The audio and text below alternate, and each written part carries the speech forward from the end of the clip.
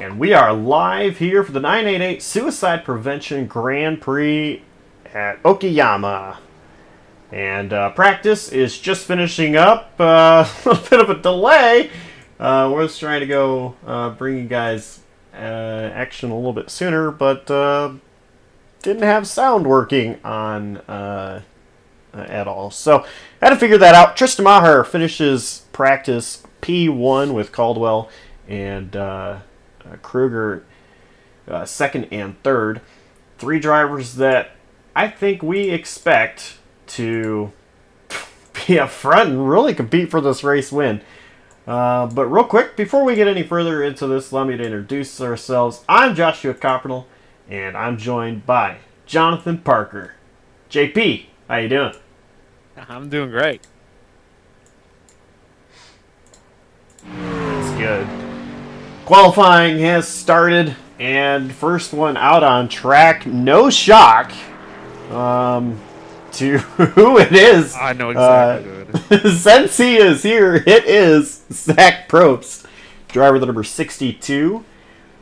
Good to see him back, driving on a part-time basis this season. Yep, and every time he's here, he's the first one out in qualifying. Fun driver to watch, very consistent. For sure, there is no surprise at all for him to be out there first. Some drivers like to go a little bit later. Some want to go out early. Myself, I like going as early as possible. But I mean, this is a road course, so things are a little bit different. But Zach Probst's one that you can always count on. As soon as he's given the opportunity, he's out there. For me, it depends on the weather, really. It depends on what I think the weather's going to do. I need to catch a cloud. Right now, track temp is 113 degrees Fahrenheit. And Zach Probst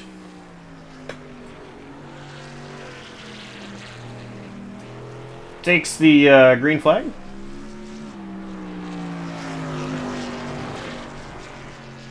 This track, 2.27 miles in length. It is in Okayama, Japan. Yeah, I'm not very familiar with this track. If it was scuba, that little, I call it the drift track. I feel like back in the Gran Turismo days, when I played Gran Turismo Live, everyone was drifting there. That little track. I'm familiar with that one. This one I've never heard of.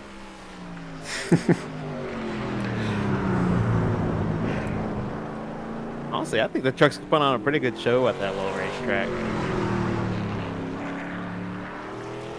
Hopefully we get one here. This track has 11 corners. And don't worry, I don't know this layout very well myself. We're doing a good job so far. I think it's about 7 corners too many. I think we need just 4. Give us an oval.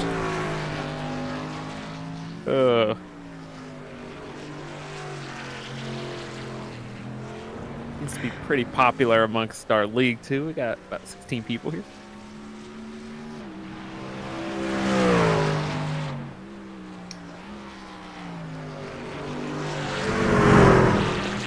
Zach Probst had about a 4/10 improvement from practice to qualifying there. And Cam had about 3/10, 3.5 tenths. Can't recall well.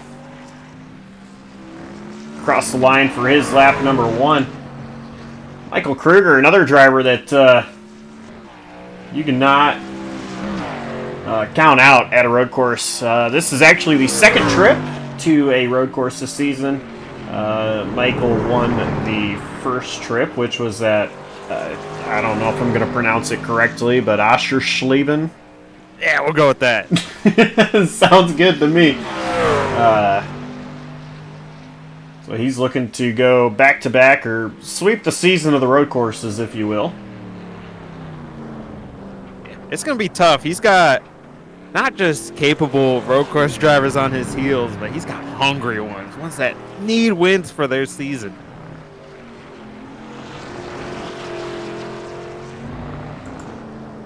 And this is going to be a tough track. I mean, you know, we have our three drivers that you always can count on to be up front at road courses. That being Caldwell, Kruger, and Maher. But still anything can happen. You know, you can't just hand the win to one of these guys. You still have to be perfect. And we see here out of turn 11 what is known as the last corner, literally as its name. Caldwell comes through and cross the line. So Caldwell, not an improvement. Where Kruger is going to go P3, and that was just his first lap. So he's got another lap that he can try to take here to see if he can run down and pass Caldwell for the pole position. The other driver that we're going to talk about, Tristan Maher, as he is working his way through turn 9, Hobbs corner.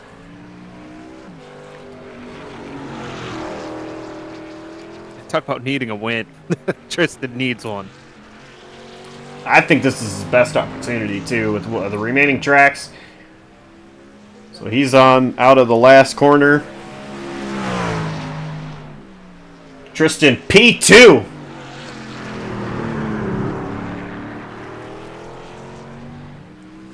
Four-tenths of a second behind Caldwell for the pole.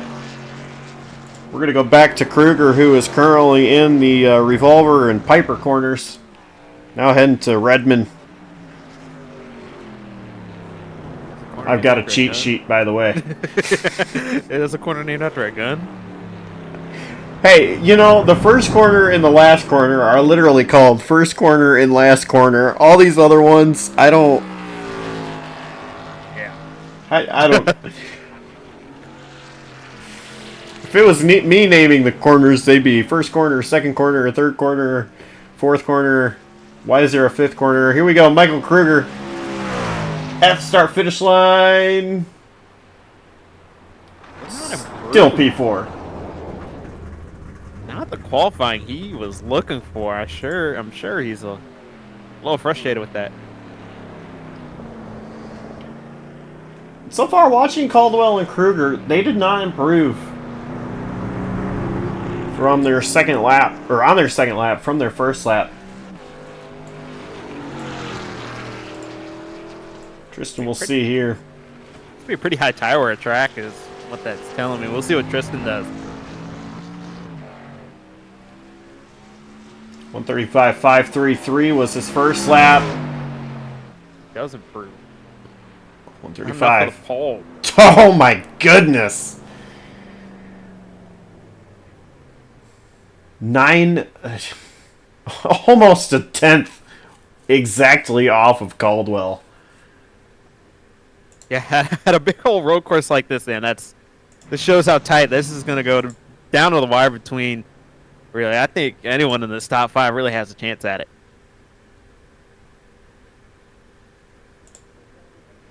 So there is one driver on track, which is Maggio. He's already completed both of his laps. Now, you're not going to see a time down next to his name, and that's because he was not scored with the time due to either running off in the grass, hitting the wall, anything that could invalidate his lap times.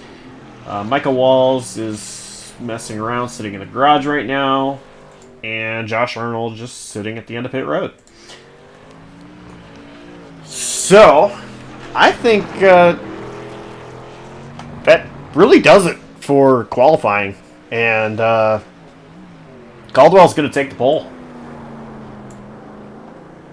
Yeah, I mentioned earlier that Cameron Caldwell and Tristan Maher, these guys are either at or nowhere near the cut line.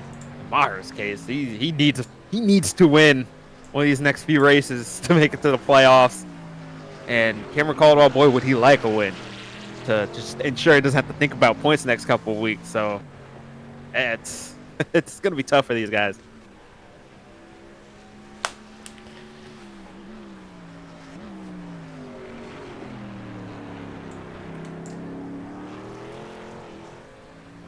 Just the final 30 seconds left in qualifying.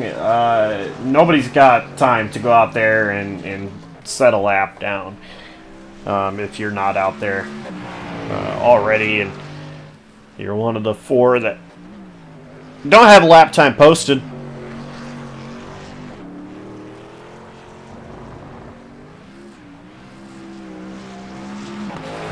So, last time out, I mentioned about Oschersleben, or however that track is pronounced. I'm not good with these names, but the pole winner was Cameron Caldwell. And he finished second in that race. Michael Kruger won. Kruger was also the stage winner. He led the most laps. He had the fastest lap. Tonight. You're hearing Okayama on deck. Currently 65 laps. Stays at the end of pre-race lap chat, 16, so let me 1 turn 6. that off for you guys. There'll be no stage caution. You mentioned Cameron Caldwell got the pole. Road course rule, so last road there'll be no course caution at this race. Oschersleben, but he didn't actually start there. He had Neil Well from the races prior that he had to serve, and that really hindered his chance to really win that race. And that's not going to happen this time. He's going to get a chance to really go out there and battle for this win and not be behind the 8 ball all day. Yeah, and that is true, actually. I did forget about that. But, he did have to drive up through the field and getting a second place finish. I wasn't there. I didn't race. I didn't broadcast, but I was watching it. I don't even remember what I was doing, actually, but I was still watching it, and he had a really good drive through the field.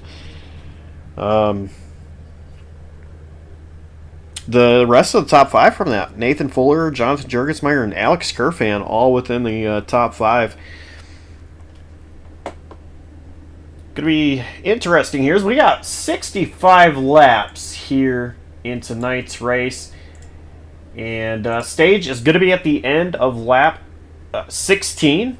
Weather currently is partly cloudy, and of course the track is Okayama.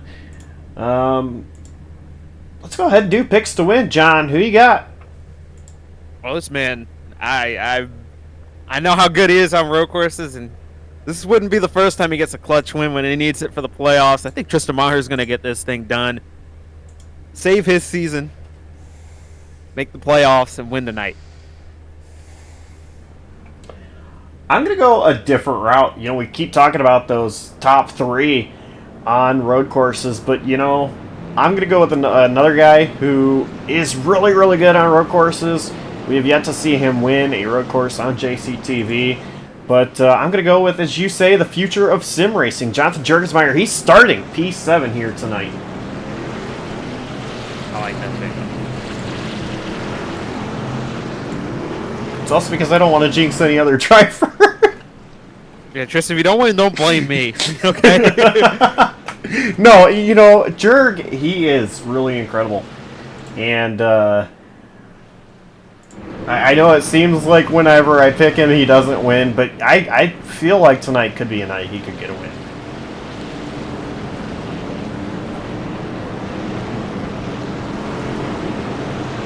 Yeah, a little deeper in the field than you're accustomed to seeing people win from, but you could definitely make it work. You could definitely pass up there.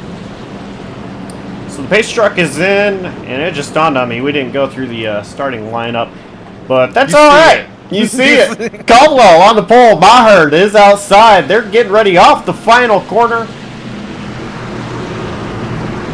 The flag man has the flag ready.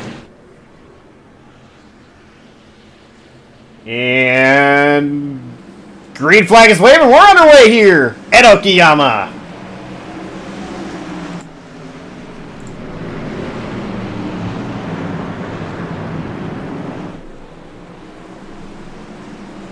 See Kerfan and Maher side by side still for that second position. Maher is going to get clear, and now Maher will have his sights set on Cameron Caldwell. That Kerfan's Market Chevrolet was basically bone drafting Cameron Caldwell through the first turn. Cam taking it a little bit easy, but now he's getting settled in. The other end of things, Michael Kruger, he did not have a start that he wanted. 4th to 6th place now. That's going to be interesting to watch because that frustrating qualifying has turned into a frustrating first lap.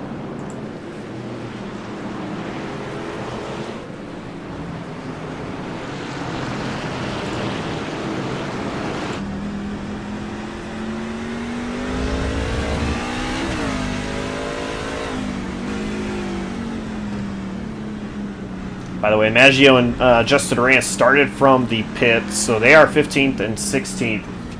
A little bit behind.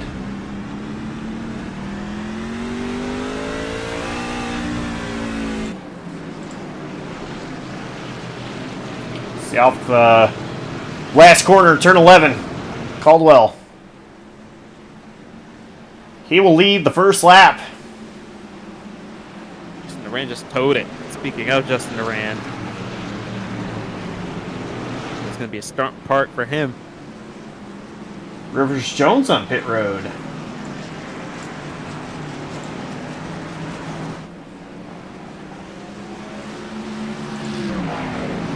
Rivers Jones serving a penalty he got from previous race, EOL and drive-through. Yeah, this is a tough place to serve that because no cautions. Basically, unless if we get a first lap pileup, then we'll throw one. But other than that, you don't see cautions at road courses, so it's going to be tough to overcome. And also, we talked about stage being at the end of lap 16. No caution will come out as a result of that. Stephen Maggio, see, he is on the tailgate of Brett Bennett. Well, trying to, at least. Something happened to Stephen Thornton. Thornton lost a couple positions.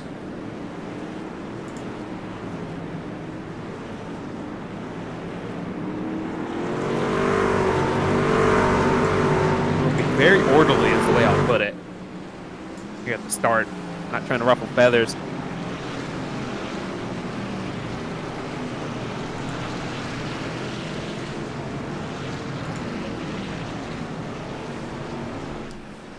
Michael Kruger mentioned earlier, well, a lap ago, he was down to 6th place. He is right now just behind Jurgensmeyer. Jordan blinking a little bit. And Kruger's got to be careful on his check back up to the top 3, where we expect him to be on these road courses. But he's got to not get himself into trouble trying to pass these guys. He's got to be patient, which it'll cost him time on the short end, but I'm sure he'll have a truck to at least compete with at the end.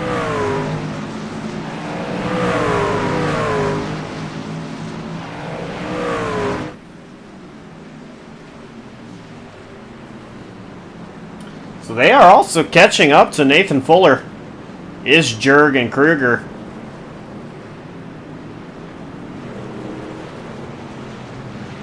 So 2 of them might be able to pounce on that 4. Get a position. Kind of some loose ends here is even Maggio and Josh Arnold have disconnected, and Justin Durant did tow, but he is going back out there probably to pick up a couple extra spots. Side-by-side battle, Walls and Rott. Justin Rott is going to get past Walls, and Walls trying to get back to the inside, or driver's right of Rott. Goodness. And they're once again going to be side-by-side. Heading into turn 10. That little hairpin thing gives me a headache. Corners? Hold on, let me get the name back in. Hobbs! Yeah. Kruger has gotten around Jurgensmeyer. I can't even say the hairpin. There's 2 hairpins at this track. And one of them is called Hairpin. Oh my goodness. Turn 5.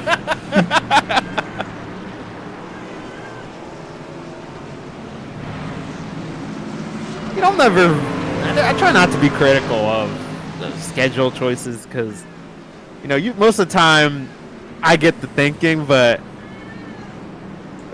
is Watkins Glen or even Sonoma so hard to go in these trucks? Like, can't we just do that? You know, I think it's unique to come to tracks like this. Now, also, I would love to see these trucks at Sonoma. These guys had gone to Watkins Glen before, and I loved watching them there.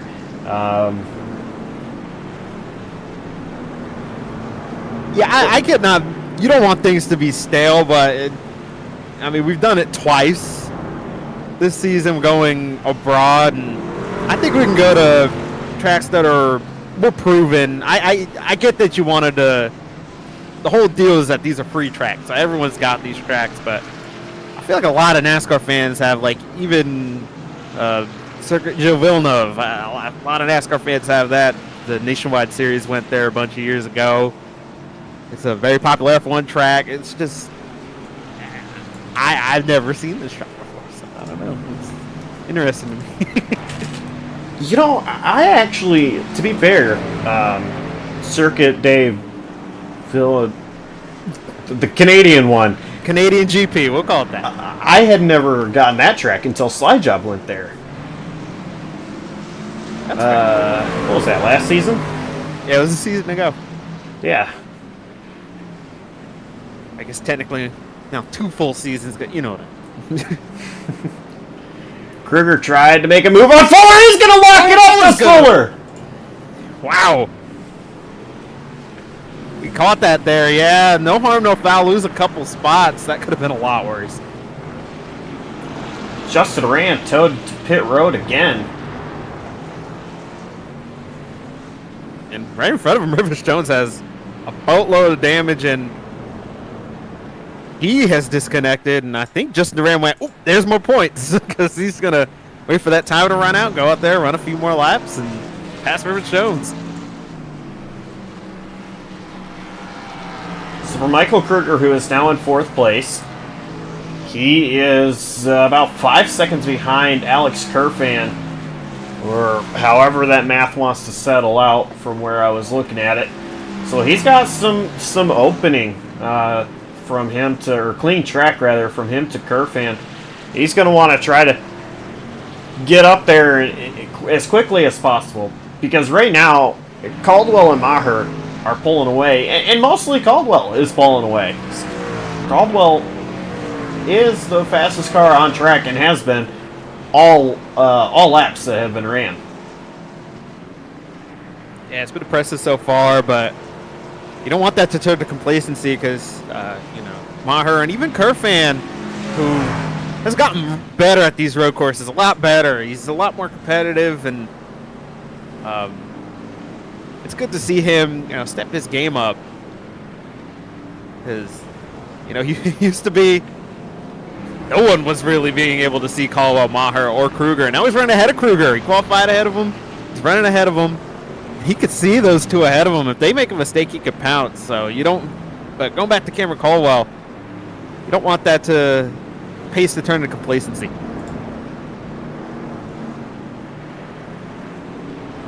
Kerfan just had a slow moment into... I just cursed him, I guess.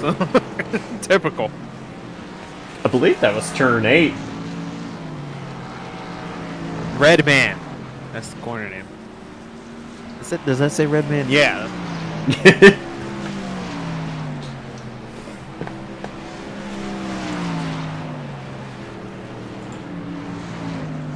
Laszlo Chicano, several laps ago, we saw him get past Zach Probst. And these two drivers have stayed pretty close within each other. Chicano has not driven away from Probst. Probst hasn't. He's been staying right there. And another disconnection, by the way. Jonathan Jurgensmeyer said sayonara. There goes my pick to win. Oops.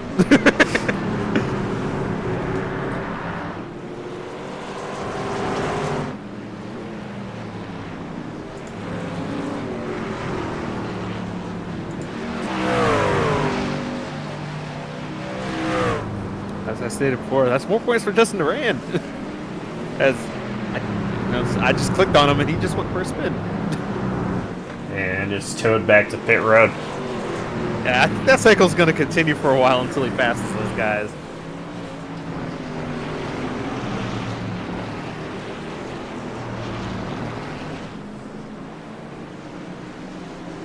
Probst just closed back into Chicano. Look into the inside there, driver's left. Into turn 8, Redmond.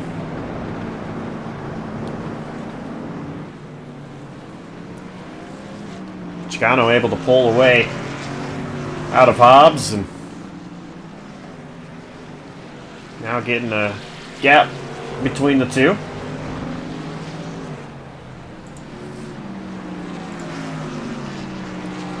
I mentioned the gap between Kerfan and Kruger just a couple laps ago, and that has really closed in. Still, I mean, some time to make up for Kruger up to Kerfan, but he is making up time very, very quickly. Is the driver of the 41 on Kerfan. Yeah, trying to make up for a slow start. He's clearly got the pace. Just needs the time, and to be frank, he's going to have a lot of time. It's going to be a pretty long race, so he's got a lot of time to make up for it. And also pit stops. I've been told that the fuel window is about 30 laps. Some drivers might try to stretch it to make it just a one stop, as there are 65 laps. But, you know, if you do go 30 laps, then another 30 laps, you'll have about 5 laps.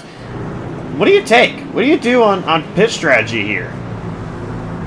I have a feeling that if you try to one stop it, you're going to be going too slow. Granted, there are at road courses, there's a lot of opportunity to save gas, but honestly, that'll amount to maybe 1.5 laps, which will get you very close, but I just don't think you can really keep up with the 12 or the 3 if you're going to expect to do that. And you know, it wouldn't shock me to see people try. We always see people try crazy things. You know, if you're Kerfan locked in, I guess why not try it, right? I mean, you've got a point, for sure. Try something, you know, especially because, again, road courses aren't really his strong suit. Now, you did say he's gotten better, and he has. I will agree. Kerfan has absolutely got so much better at this style of racing.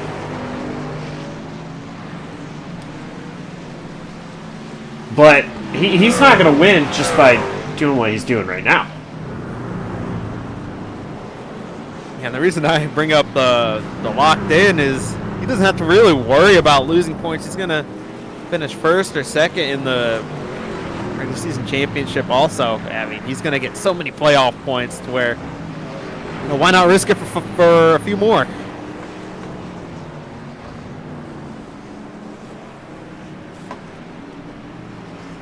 So Kruger is really closed in on Kerfan now.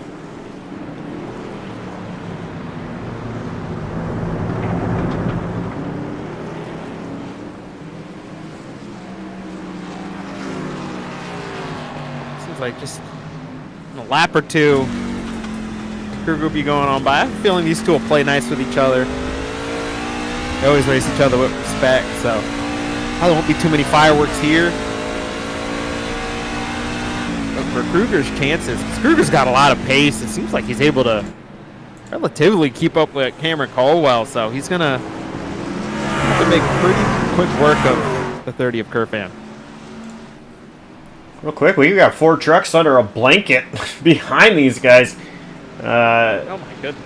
Rott dives it underneath Probst. It's going to get the spot. Chicano just ahead of these guys. Right on the tailgate of Fuller.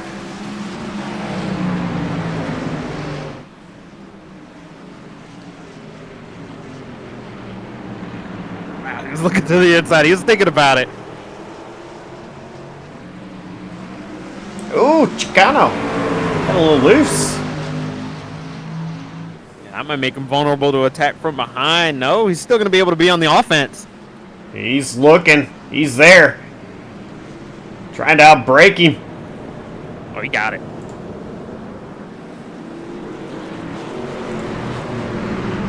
That was an amazing recovery to be able to be that loose on exit. Still make a run into the corner.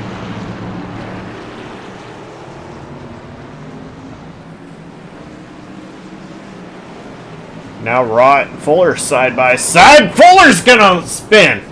Oh, Oh! Probst gets into him. Probst's gonna tow it. Fuller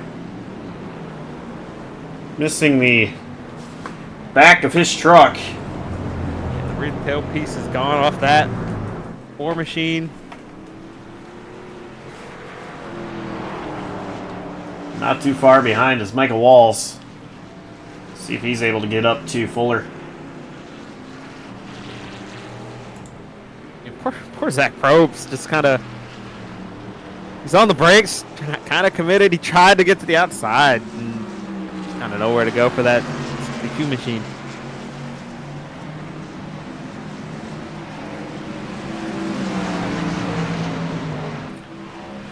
Monster Chicano now going to try to hold off Justin Rott.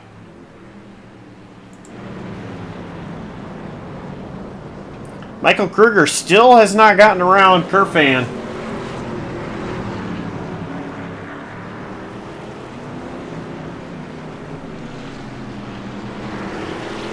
Kind of once Kruger got in this half a second range, it's kind of just stayed there.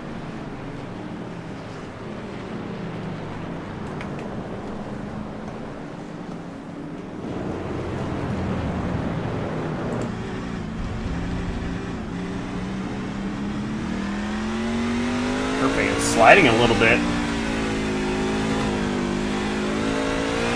He's trying to stay ahead of him. Got a lap truck, Stephen Thornton. He pulls off to the right. Let the lead lap trucks, excuse me, battle it out.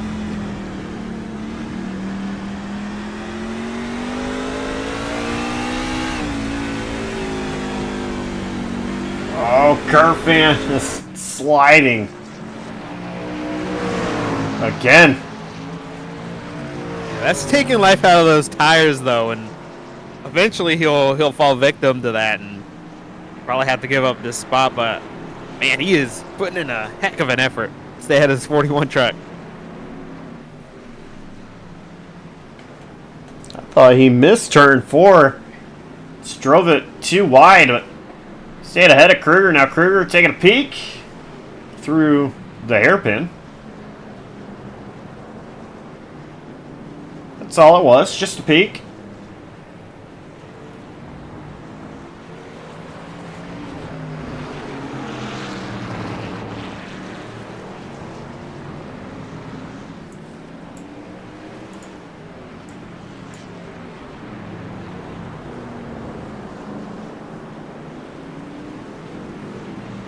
Prix has retired the car, by the way, ever since his incident. So as crazy as it sounds, it's another spot for Justin Duran to go out and go grab. If he chooses to. If he chooses to, and you know, it seems crazy to just kind of do it like this, but he's got 11th in his sights.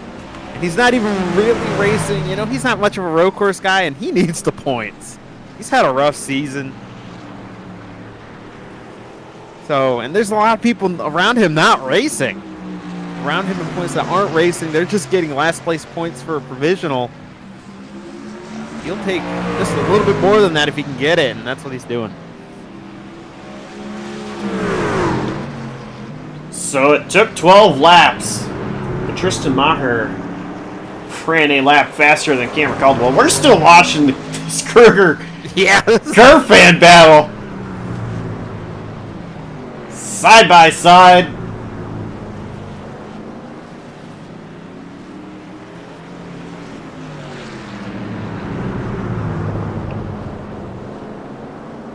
Kruger took it very gingerly into that hairpin, but They can't both did. can't quite get the pass done. Ooh, something just happened to Fuller. Or no, Fuller pit. Maybe Is that for a scheduled stop? maybe for some damage repair, because he had quite a bit of damage on his truck. Just trying to really nurse it at this point with all that damage. It's a 13.3 second pit stop. It wasn't Nathan much damage Fuller. repair. Yeah. That's like a normal 4-tire change.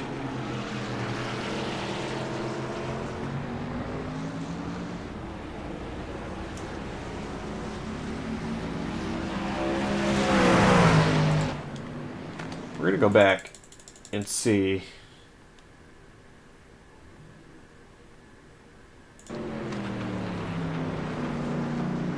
Yeah, he just drove it down pit road.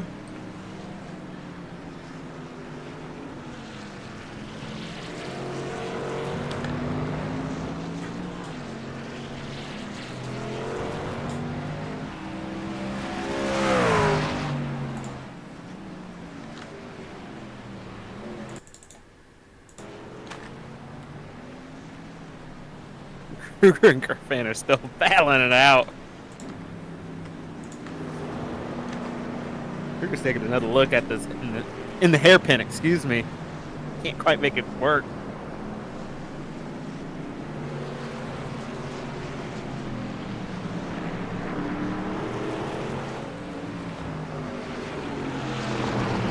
So that pit stop for Fuller was 4 tires. Yeah, the reason I said damage repair is because I saw the rear tailgate, the rear tailpiece back on his truck, so I assumed he got some type of damage repair, but yeah, just 4 tires and set himself back out there. It had to have been just with quick scotch tape. And you know, to be fair, it's still just a one-stop race from him from here anyway. So he's just gonna have to extend this last run a little bit further.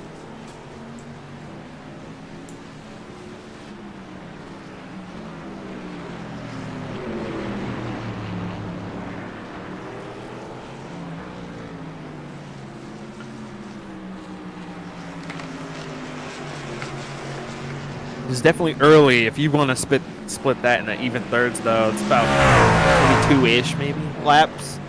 If you're gonna split it into three pieces.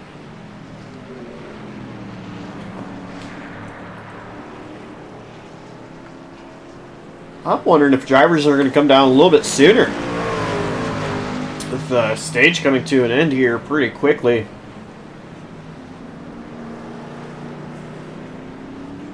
Kerfan's still holding a position over Kruger.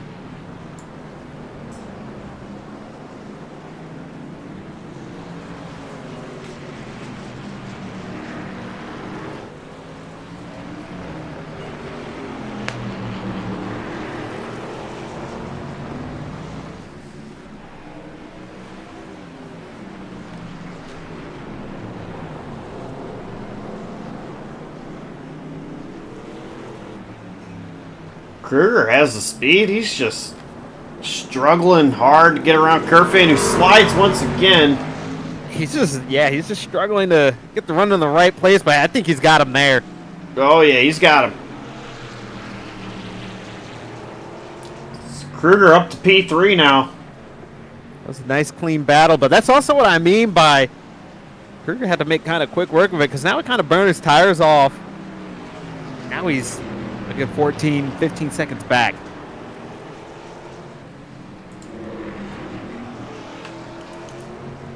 Chicano and Rott battling again. Rott pulls to the driver's right.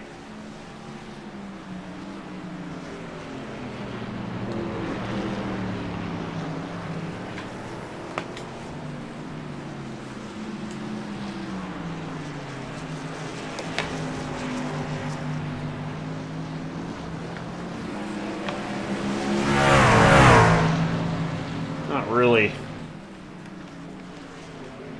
close enough to make something happen just yet.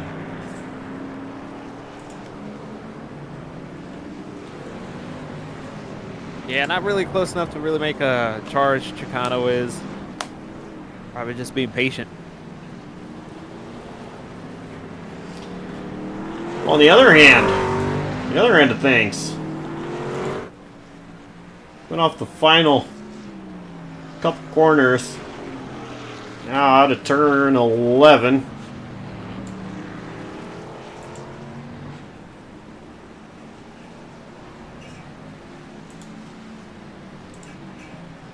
Cameron Caldwell is going to win the stage. Tris Maher claims second.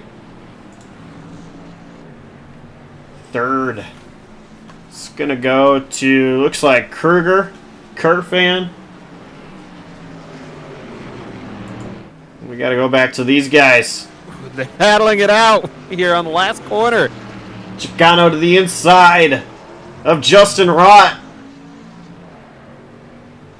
At the line, it might be, I think Chicano. He's going to go get it. Chicano got it. Rott past him, and now contact.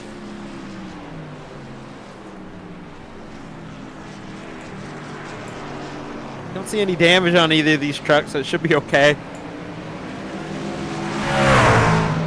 Walls and Bennett will get 7th and 8th. Oh my goodness, Mike is off track.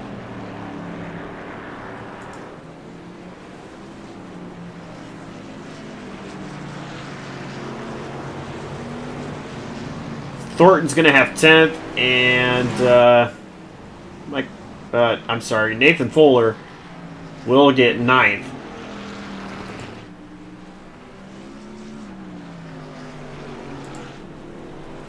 I guess also Stephen Thornton will get 10. So it counts as a stage point. Yeah, yep, it does get 1 Even though point. he is a lap in the rear view of the leader, still finished 10th in the stage.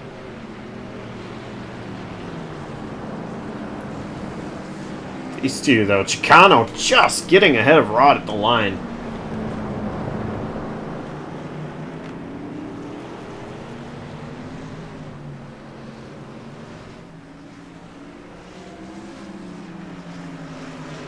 You know, I've also been watching on the track map while paying attention to this battle. Kruger has not really pulled away from Kurfan at all.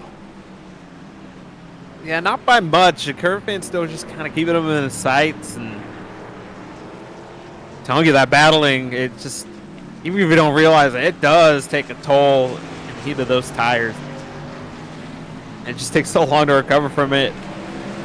Kruger, if he splits into thirds, is only a few laps away from pit stop, so just minimize mistakes and try to get him there. And also, watching lap times,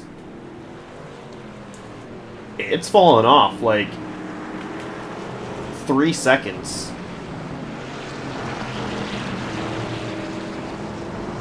Cameron Caldwell's best lap, a 135.4. His last lap, a 138.0.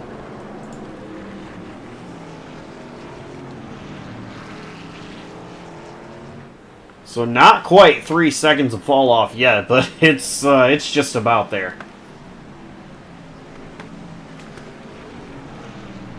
Yeah, so the undercut could be very powerful. You get in the pit road a lap before your competitor, might be able to make up about 3 seconds and potentially jump that guy.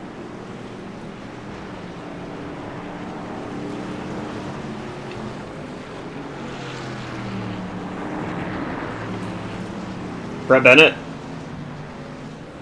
is closing in on Michael Walls.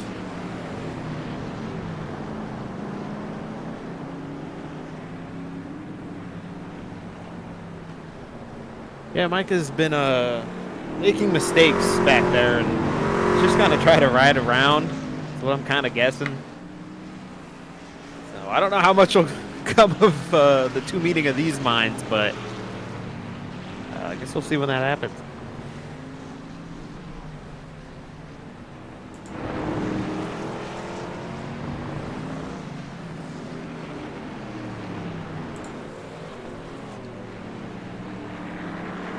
Fans close back in on Kruger. Yeah, these two are magnetically connected. That's what I'm kind of getting the feeling of.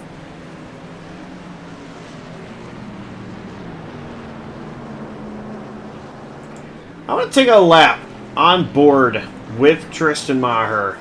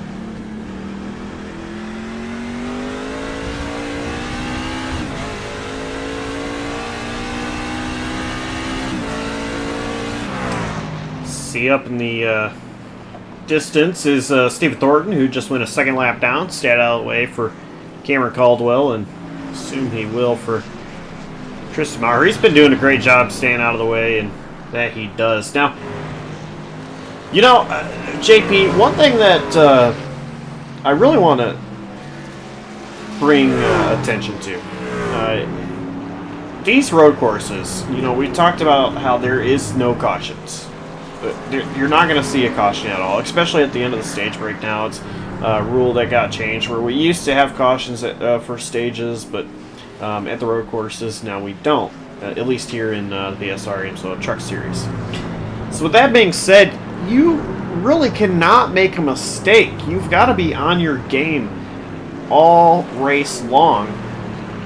And a driver like you, how difficult is that to you know, be able to stay in the right mind and go out there, try not to make any mistakes, and if you do, make them so minor. Yeah, and you know, we'll take the front two for example. 3 seconds is a breathable gap, but all it takes is one lock up into the hairpin and you're in the dirt, you're in the sand trap, and that's gone, and then some. Now you're working from behind.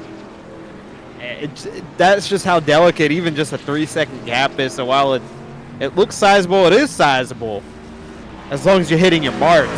All it takes is one lapse in judgment. A fly can fly in front of you and it messed that up. So you just gotta stay focused and hit your marks and kind of know the situation. You have to be thinking as a driver. So, you know, instead of hitting your normal braking points, maybe back it up a little bit every once in a while just to make sure you got that extra margin. If you back up your corner, you know you can get back on the gas early anyway. So that's the way I look at it anyway whenever I have some type of margin over the guy I'm racing.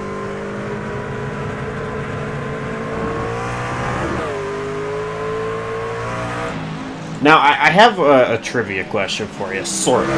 And I suck at trivia. It's okay. I feel like you should know this answer. This is from a JCTV race that we broadcasted.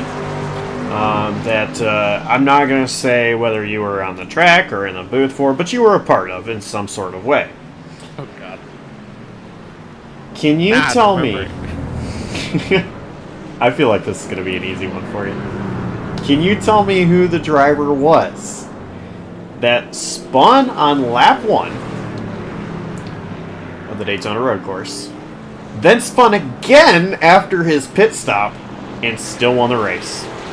Wow, you didn't even have to say the racetrack. That was in NAOR last season back when we still broadcasted them, and they're still a friend of us, by the way. Yeah, that was I've never made more mistakes in a race in my life. That was, I've had a lot of what I would call bad luck lately in races where things just out of my control, strategy's not going right, getting in wrecks is not my fault. I've had a lot of that lately. That race was all I took a gun and shot myself many times that race. I was trying to lose, but just one way or another, just kind of kept inching my way back in it. Then tried to take myself out again by spinning out again, and then got myself back in it, and all of a sudden I just saw a leader in front of me, and I'm like, whoa, it's still a race. You can't quit just because you messed up. And there were more mistakes than just the 2 spins. After that spin on lap 1, I completely missed the backstretch chicane. Damn near had to come to a stop. It was just not a very smooth race. But sometimes when you have that pace, you have that much of a pace advantage, and you have that much of a strategy advantage, sometimes you can just make up for your mistakes. I was lucky enough to have that happen that day. Yeah, it was a wild race. I remember very well. And just thinking as a commentator, how in the world is this man doing this? Alien things. Yeah, and rewatching that race, I heard your mouth drop in obviously we don't have a face cam on you. I heard it in your voice that your mouth was dropped. I was like, yeah, I was in the car too. Just I didn't think, especially after that second spin, I'm like, oh, it's really over there. I just threw any slight chance I had away because I wasn't even that close. Real quick, Alonso Chicano just got off into the grass. Just a rock caught him and passed him. Yeah, these two have been, another couple that have been magnetically connected to each other, and well, Chicano's going to have to dig deep to try again. Alex Kerfan down pit road. Yeah, that's about splitting in the thirds, and Kerfan's starting a little trend. That's going to bring Michael Kruger onto pit road this time, you got to think. Brett Bennett was down as well, just a rot. Alonso Chicano a few laps ago. Chicano actually had been fastest car or truck on track last couple laps.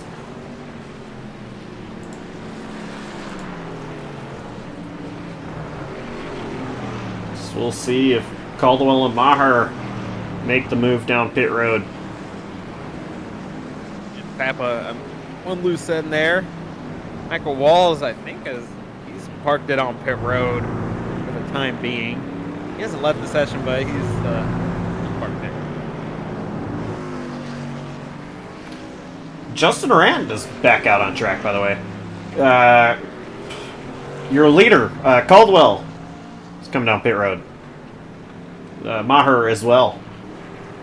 That's a smart call for Caldwell, and smart for Tristan to just kind of follow him. Just remind him that you're there. So I assume 4 tires. I don't think these guys will do anything crazy, especially with the fall off. Yeah, you need a full tank of fuel basically anyway. You're going to have to wait on fuel a little bit, so you're going to get 4 tires, and there's no tricks you could play from here. You got to pit one more time. So just come down, get your 4 tires, and think about what you could do a little bit better on this run if you're not Cameron Caldwell. If you're Cameron Caldwell, you just got to not mess up. And, I don't want to jinx him, but it has been a long while since he's seen victory lane, and it's not been a lack of effort, and it's not been a lack of speed. It's just things have gone wrong for him one way or another, whether he's money shifting, which that is his fault, or it's just being involved in other people's problems. But so far, he has been flawless. The 1 lap fresher tires for Kerfan over Kruger actually goes to Kerfan's favor. He is ahead of Kruger.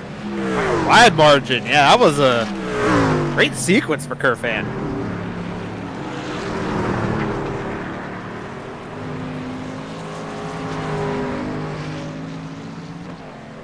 Yeah, Kerfan was actually in his box a second longer than Kruger was.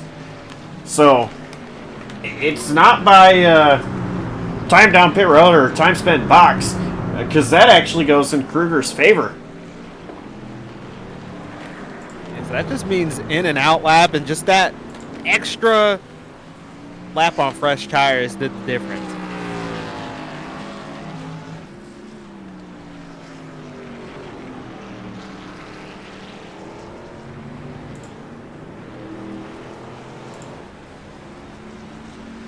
Caldwell.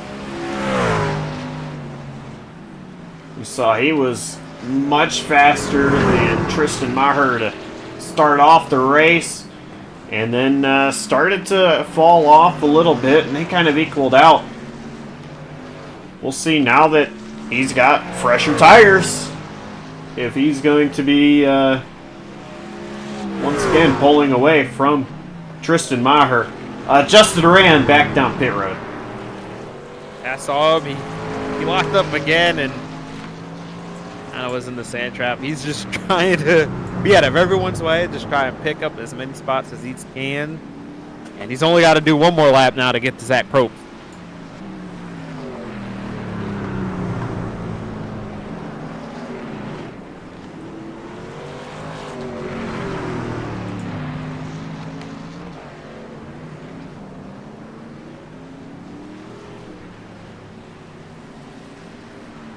Michael Kruger. He's wanting to get back up to Kerfan. Get back up to third place. Try to salvage a night that really has not been very, well, at least in favor of Michael Kruger.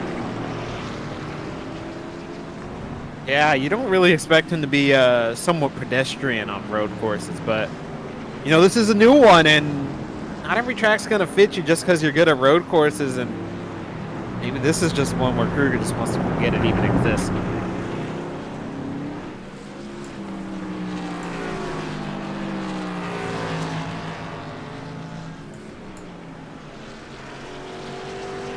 Also, you know, I was talking to Michael Kruger pre-race.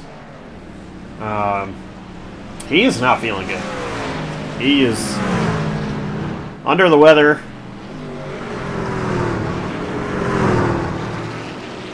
And I'm not really sure if he's driving 100% right now. It's very possible. I think we've all had races and days like that where you're kind of racing under the weather, and you just try to get the most out of it that you can. I had one like that. Slide job a couple seasons ago was at Old Atlanta, and I was as sick as a dog, and I didn't want to be out there. Still got a top 10 out of it, but you know, obviously looking back on it, it's not my best foot forward, but it wasn't my fault. I was just sick. You know, if I'm remembering correctly, I don't think I've driven a race sick, but if I'm remembering correctly, my fourth place finish at Phoenix, I'm pretty sure, was when I had pink eye and didn't even realize I had pink eye. Oh gosh, but that sounds terrible. I seriously, because I have allergies, and my eyes were already like really bothering me the days prior to that I was just thinking that my allergies were really kicking my rear end. And I'm pretty positive that it was at Phoenix. I was struggling to see out of my right eye. And, of course, I was working with you. You won that race. And the fact that I finished fourth was insane. In fact, Yeah, I didn't know you had pink eye. I didn't either. That's true.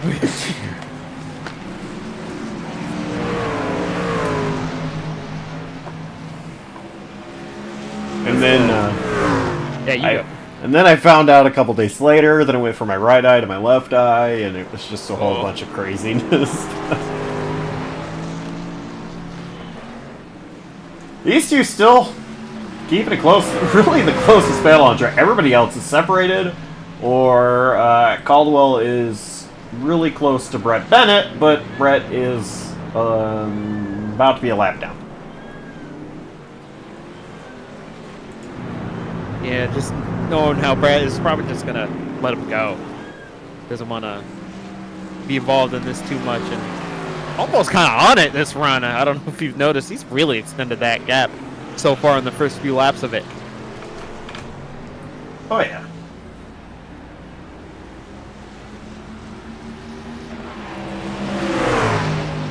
Caldwell, he wants this win so bad.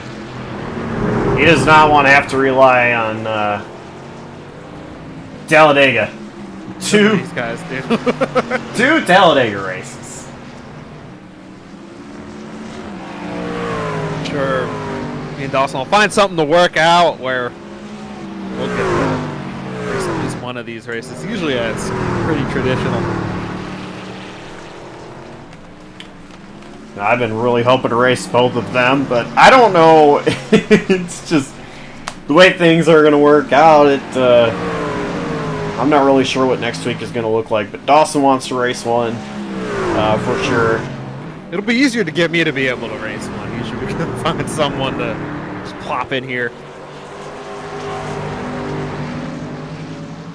We'll definitely spend the next week figuring everything out. Dawson, of course, not here tonight. For wondering why I'm here and not Dawson, he is in Charlotte having a fun time watching real race cars.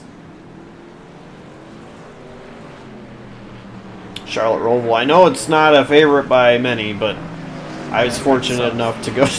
I was fortunate enough to go to the first one in 2018. I loved it.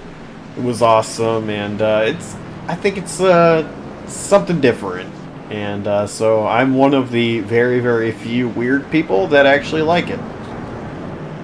Yeah, I always say to each their own. I'll be fair, you know, with your first time going to it, every race is 10 times better when you're there. I'll be fair. It doesn't matter if they're training around Daytona and, you know, they're just saving gas. Even that's better when you're in person because, you know, you're just there. You get the smells, you get the sound, you get the feel of it. So I do say, just having never been there, that's obviously going to change my opinion. I think I know why you don't like it. Oh, shut up. That's not why. Oh, shut up. Because of that first race. Oh, shut up. That was a wild finish. And the fact that I was there, I mean, it just... It was insanity.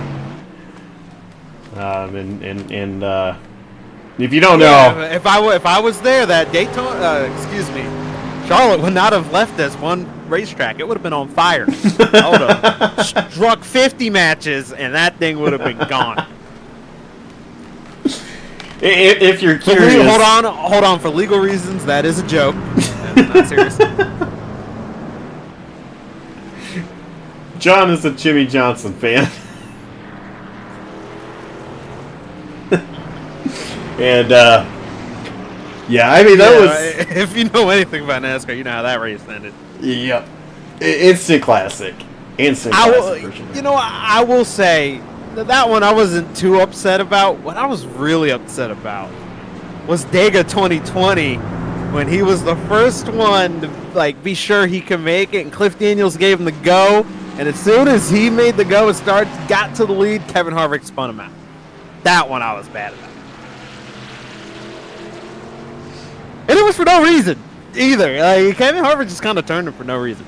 That's all I'm going to say about that. But that's not even the most controversial thing Kevin Harvick ever did at Talladega, so it just kind of flies under the radar. I won't share my opinion on Kevin Harvick, but... Oh, it's a safe space. We don't want to upset. You know someone watching's a Kevin Harvick fan. Either Sticker Marino.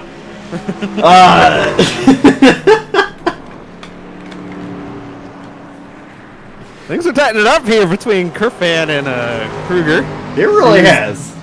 Yeah, magnetically connected, and Kruger's got that lap pressure tires, and I think that does make a difference at this track with how rough on tires it seems to be.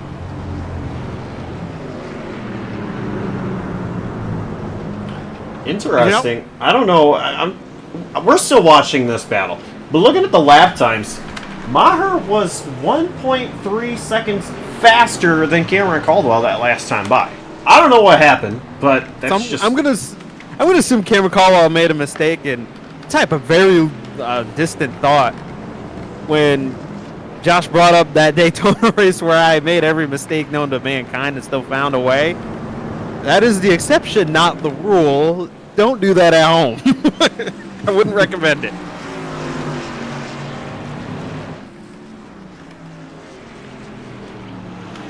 That time Caldwell 10th faster than Maher.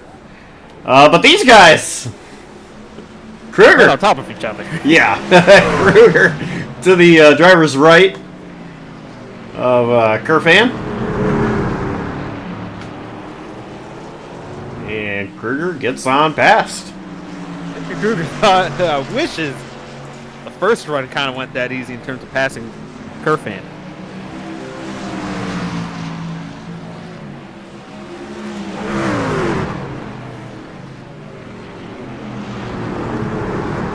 Kerfan looks like he's trying a little bit of offense now.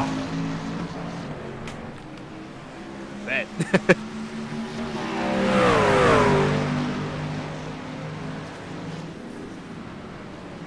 I can only imagine right now what is if these guys are saying anything in chat. It might be very, very silent, but these two might be, having a conversation as well. I think friendly one. Knowing these two, I think it'd be a friendly conversation. But since Alonso Chicano and I came together as team owners and started Chicano Motorsports with PBR Manufacturing, it has allowed my team and Radius to kind of work together and be in the same chat. And so, these guys not on the same team, but really just been one big happy family.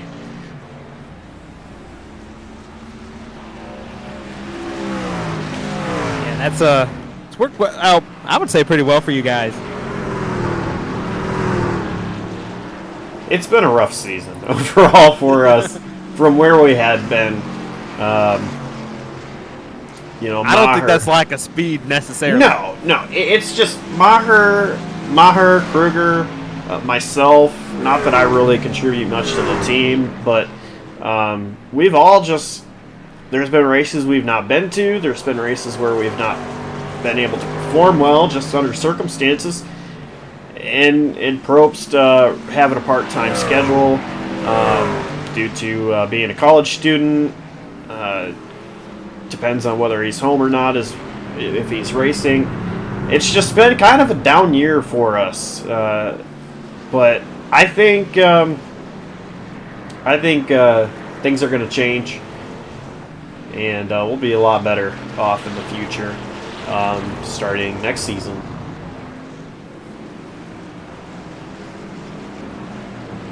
And it's not. I mean, we're not planning on changing the driver lineup at all. I wouldn't see a reason to, really. I mean, I think our driver lineup is incredible. To have Kruger, Probst, and Maher, that's 3 incredible drivers right there. And then myself. But I'm not on their level. Just to point out, just back up there. I think he's trying to get that top 10.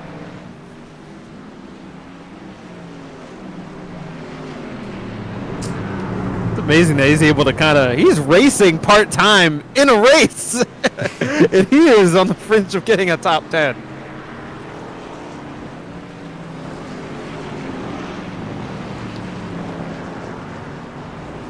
Having a never quit attitude.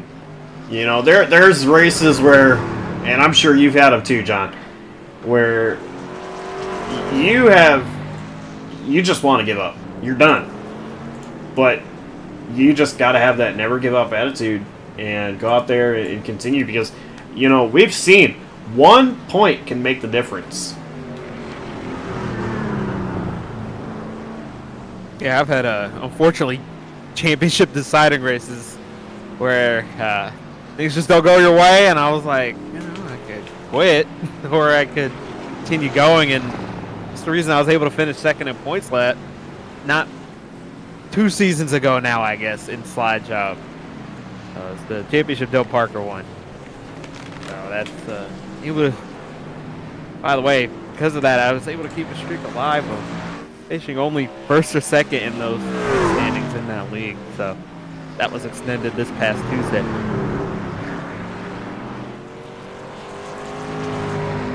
This is a pretty wild race on Tuesday, and Yeah, we wish I had gone a little different. So, okay. Let me just off topic, sort of. This week has been kind of a crazy week as far as JCTV broadcasting goes. Tuesday night, I don't know what happened. I don't know when it happened, but towards the end of the race, OBS decided you're done streaming. Well, me. It just said you're done. And I didn't even realize it until I see I've got a ping in Discord, and I was like, okay, check that, see what happens, or see what it is. And it's actually from Cameron Caldwell saying, stream just died. By the time I'm realizing this, Francisco Bacallo was taking the white flag. Or getting ready to. So I'm scrambling trying to get this finish, and I had to start a whole new stream. And I did. And that one died while I was in the middle of interviewing your third place finisher, Michael Kruger. And the worst thing is, that was it. This was the season finale of Slide Job. Champion was crowned, which was Ethan Fonseca Moreno. We didn't even get to talk to him. We didn't get to talk to Francisco Bacallo, who won the race. We didn't get to talk to Dylan Parker, who finished second, miraculously. And we only got half an interview with Michael Kruger. Hectic, to say the least. And that's not all. As we just see Caldwell kind of lock up right front ever so slightly, getting into the hairpin. But his gap is 6 seconds. I don't think Caldwell's worried about that too much. As long as he does keep locking it up, and as long as he doesn't go off track, it shouldn't be an issue.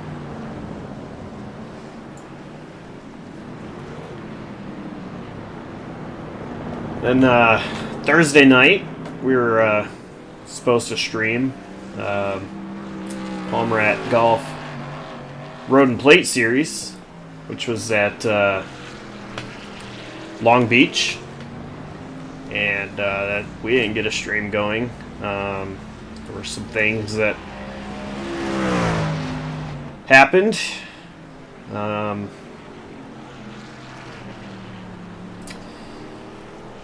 That led me to not be able to stream.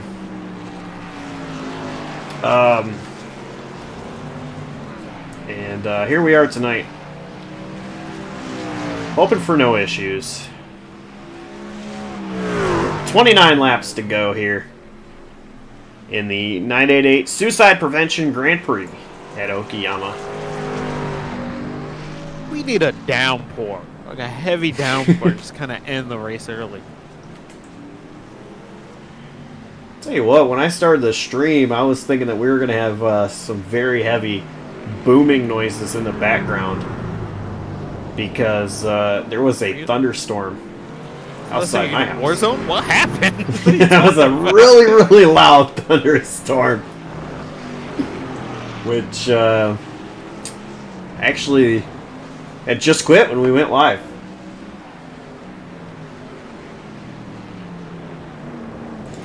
Okay, so I found a battle for position here. Nope, never mind. I lied. I was going to say, I thought Justin and Micah were on the same lap. But Micah, I think he's just out there trying to salvage top 10. Yeah, these guys are playing chicken because they don't want to race. But Justin is out here doing laps. So Micah saw that and went, I want a top 10. So he just went out there. few laps ahead of Justin Duran is saying, you're not going to get this top 10. Ha ha ha. Yeah. So that's going to be interesting to see if Justin's like, I'm not going to fight it. I'm going to just go back down pit road and wait till someone else stops racing. Basically, going to be see who blinks first. Excuse me. Nathan Fuller around in turn 1. He's not had a good day. Let's see what happened for this 4 machine.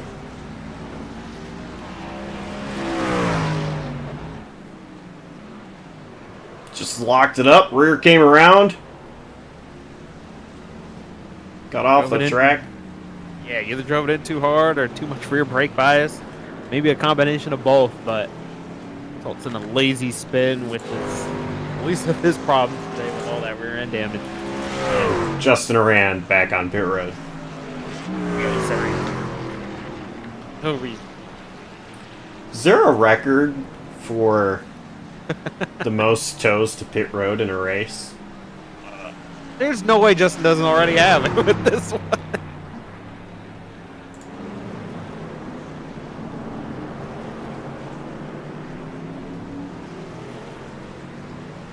You know, I'm seeing that there's a shorter version of this track. I think we should just start using that from here on. Just cut the laps in half, basically.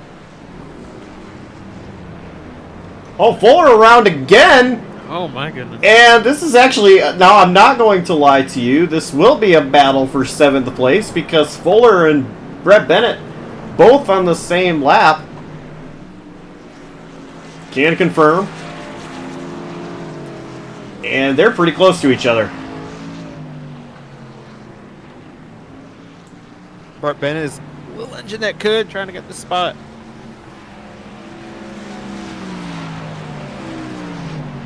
Again, every point matters.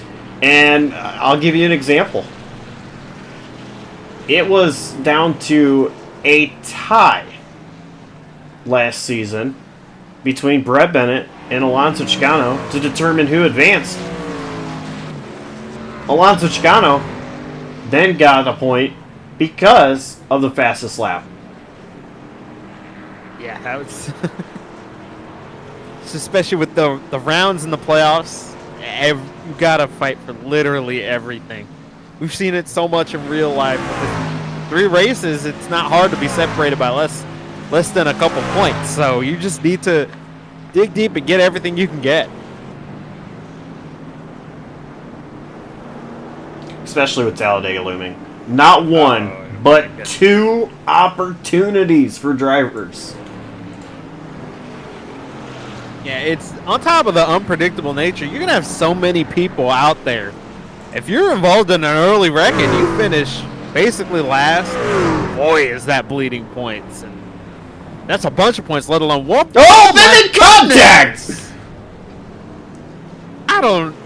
Oh my gosh. I know Brett Bennett's talking about that right now. And these 2 are teammates. So they're in the same chat. Fuller's taking it to pit road.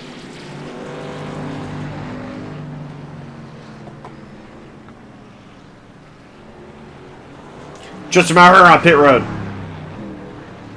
This is a little early for a pit stop, but he's just trying to get any advantage that he can over Cameron Caldwell. It very well could be a strategy that could go into his favor. Really depends. What does Caldwell do? Does Caldwell say, okay, you pit last time, now I'm going to come in and, you know, your tire advantage isn't going to mean anything? Or does he continue to stay out?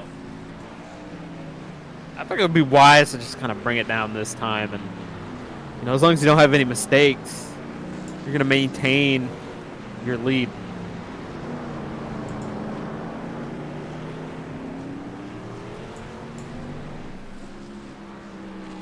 He stays out. Well, he's going to stay out and kind of stick to his strategy. That also works because you're going to have such a tire advantage that just Maher's advantage is probably going to be short-lived.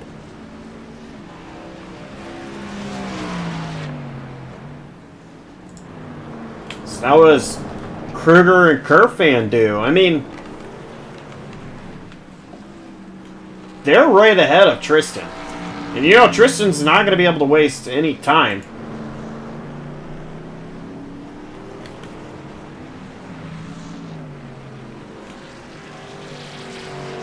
Gotta be efficient with how you get through traffic and not make any mistakes on your lap, so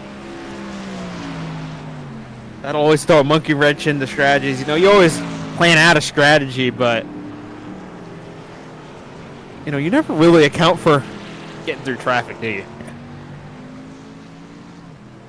No, you just hope they get out of the way. And then, you know, depending on who you're racing, it never works like that.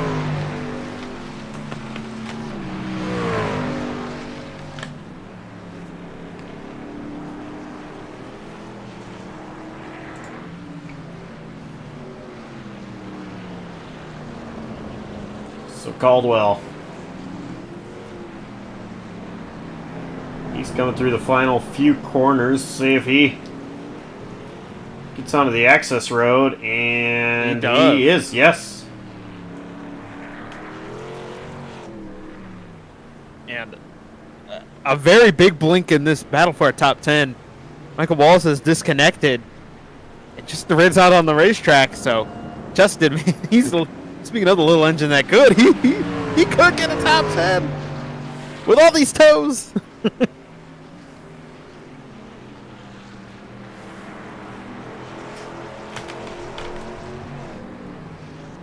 Oh, he's gonna spin.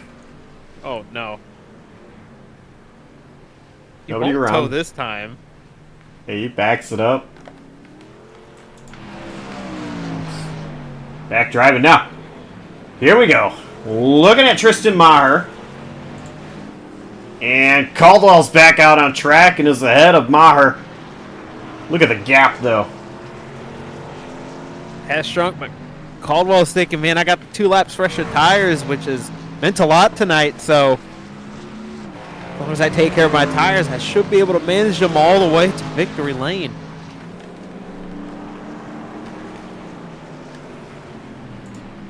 Kerfan also on pit road.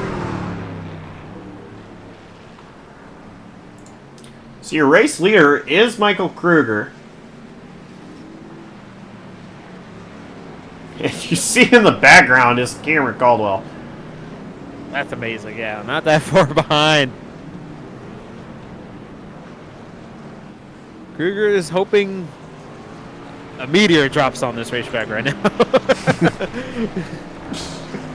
Something, a massive rain where we can't continue, and he finds a way, but yeah, he's just kind of on a different strategy, just hoping for anything and hoping it just somehow makes such a huge difference, but he has such a big deficit after that bad start where it's probably not going to make the difference.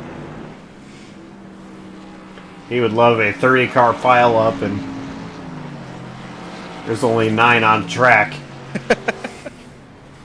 Just have a caution come out.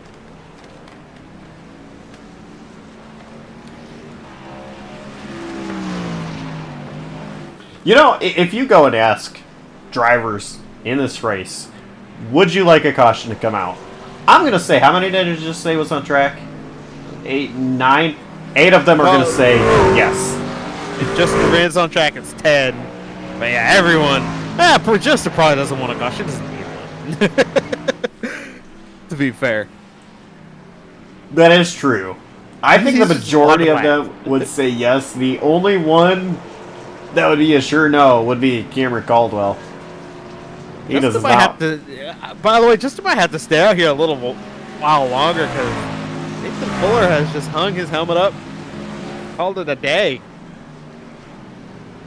That's another spot potentially for this 5 truck. And there's enough laps to where he can get them.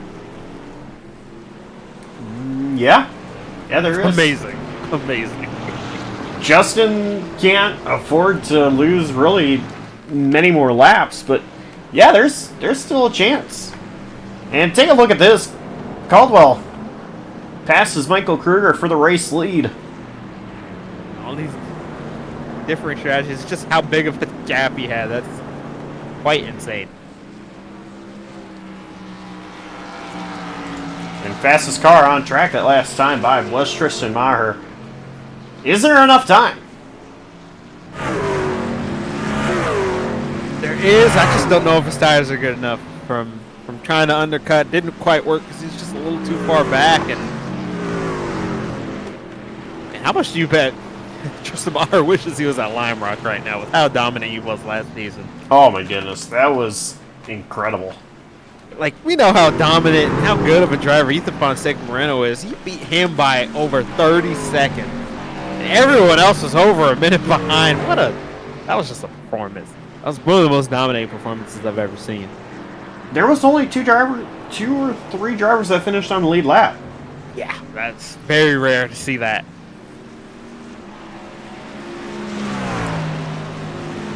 I couldn't tell you who the third was, if there was a third one on the lead lap, but, you know, you mentioned Ethan Fonseca Moreno was like 30 seconds behind. He finished in second. And Tristan, he was just out there on a Sunday drive.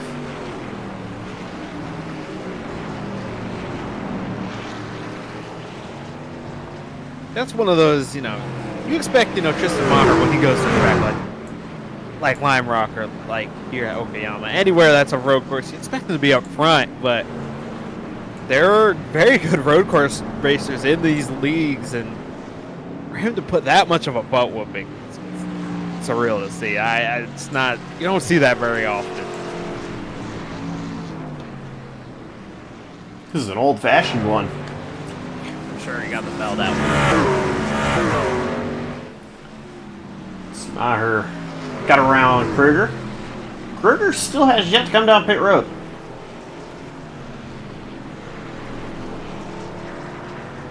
I'm very surprised by this.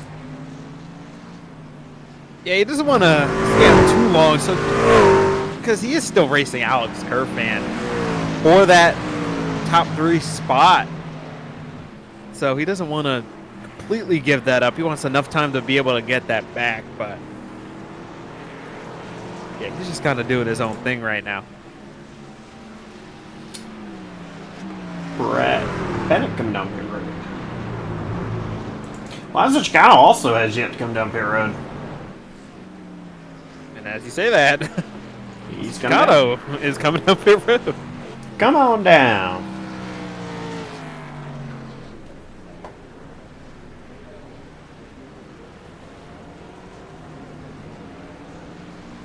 So he's going to lose a position to Justin Rott.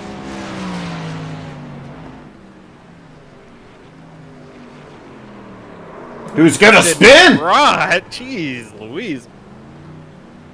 What the heck? It's a great way to keep Chicano in close range. Ish. I don't know. Has Justin Rott pit twice? Rott has been up pit road, yes. 2 laps ago. Okay, so yeah, that's one way to keep that semi close. Semi is the word. Kruger down.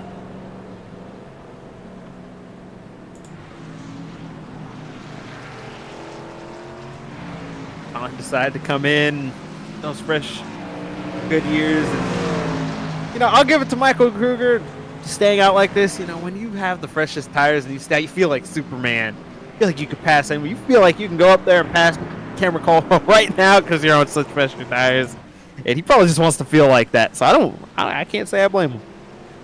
This is off and away. And here's the thing, Kerfan gonna get past. And there's Kruger.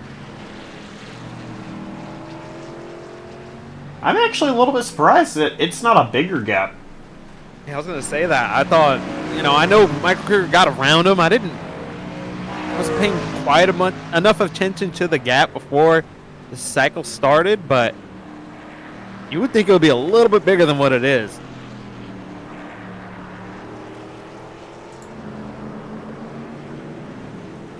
Caldwell has put Chicano a lap down. Just kind of let him by teammates and just, different races, staying out of the fight.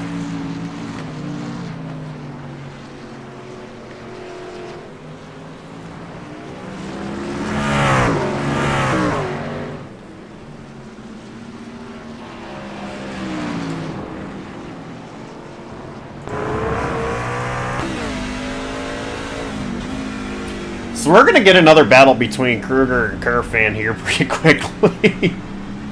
Yeah, These two. but fortunately for us, it's probably not going to be that much of a fight because of the tire differential. But it's just kind of funny that they're still just magnetically connected this whole race.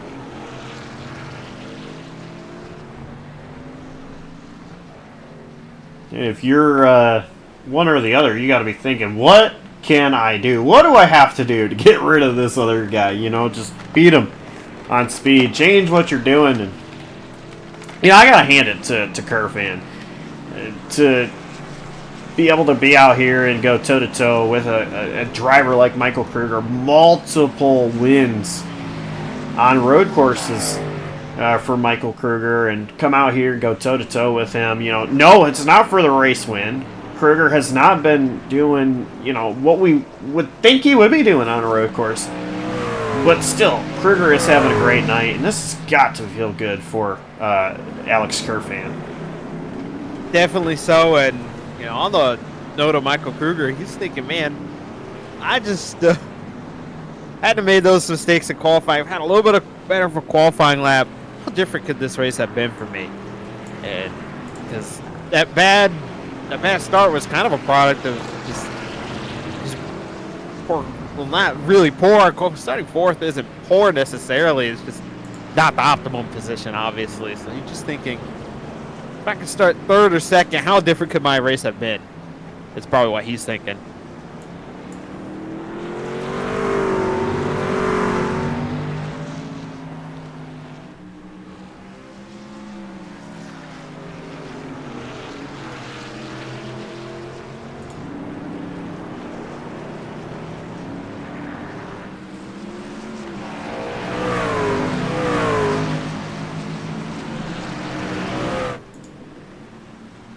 Justin Rand getting out of the way for Tristan Maher.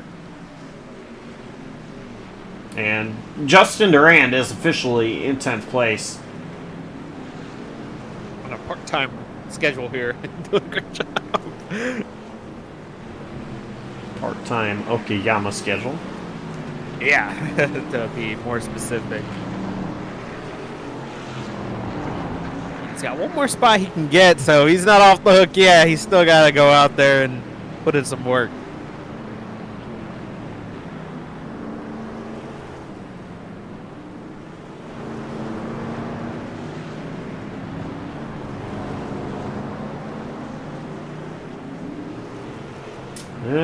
About 13 laps. If Durant can keep it clean, he'll get past Nathan Fuller for 9th place.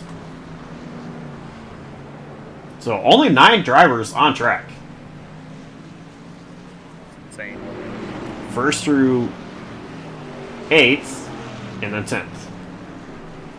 I think that's pretty telling. That's all I'll say about that. And Kruger has gotten past Kerfan.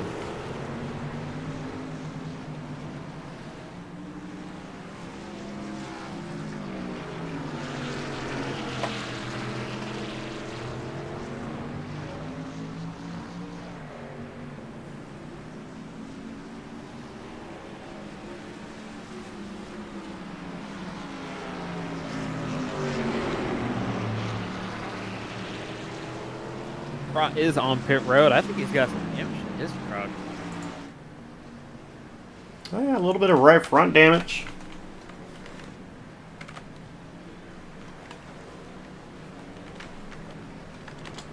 Yeah, he went straight on and under these hairpins. I don't know if it's the hairpin or what, but he got into the fence, got into the gravel trap, and got some of that damage.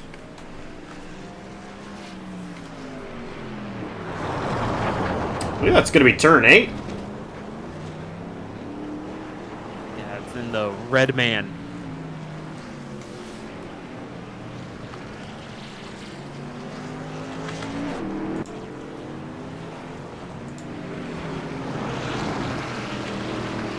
So he is back out on track.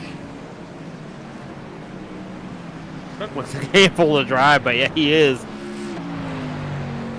Look at where that right front is pointed. Not good for the health of that truck. No, not at all.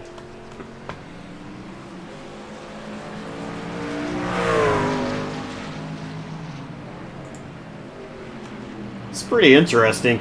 Alonso Chicano, 1 lap down. He is on a couple lap fresher tires than Caldwell, 4 laps to be exact. Chicano's just hanging around, just hanging out.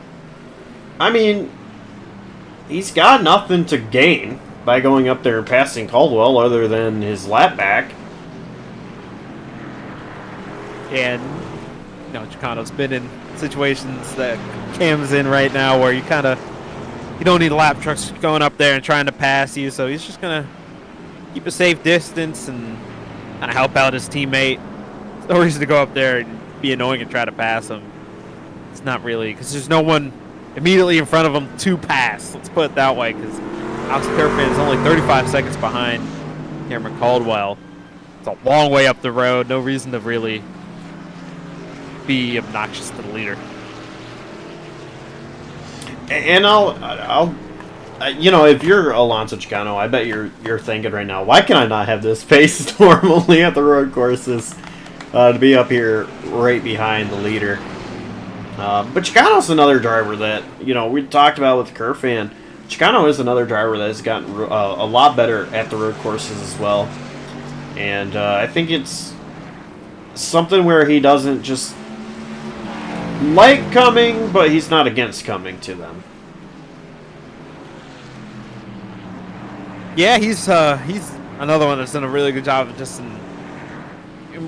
embracing that you're not necessarily, it's not your strong suit, so try and get better at it. And I know he's put a lot of laps to get better at it, and I know he doesn't want to be a lap down right now, but this track I'm willing to bet has never driven on before today, so to be here and just kind of learn, he's doing a very good job. Well, I will say, if you've driven in the rookie road class, you've definitely raced at this track. But with stock cars? Definitely not. No. Definitely not here with a stock car. I wouldn't even know where to start at this track with the truck. Give me a road car, and yeah, I'll keep it on track for a couple laps, but I don't think I could do much here in NASCAR stock vehicle, truck in this case. Because we are oval drivers and we all are A or B class in oval, there's a chance that you might not have ever tried the road ladder. You just kind of only race on the oval cars on a road course, so that's a very good possibility that you still have never seen it. Most of us have never seen it before today.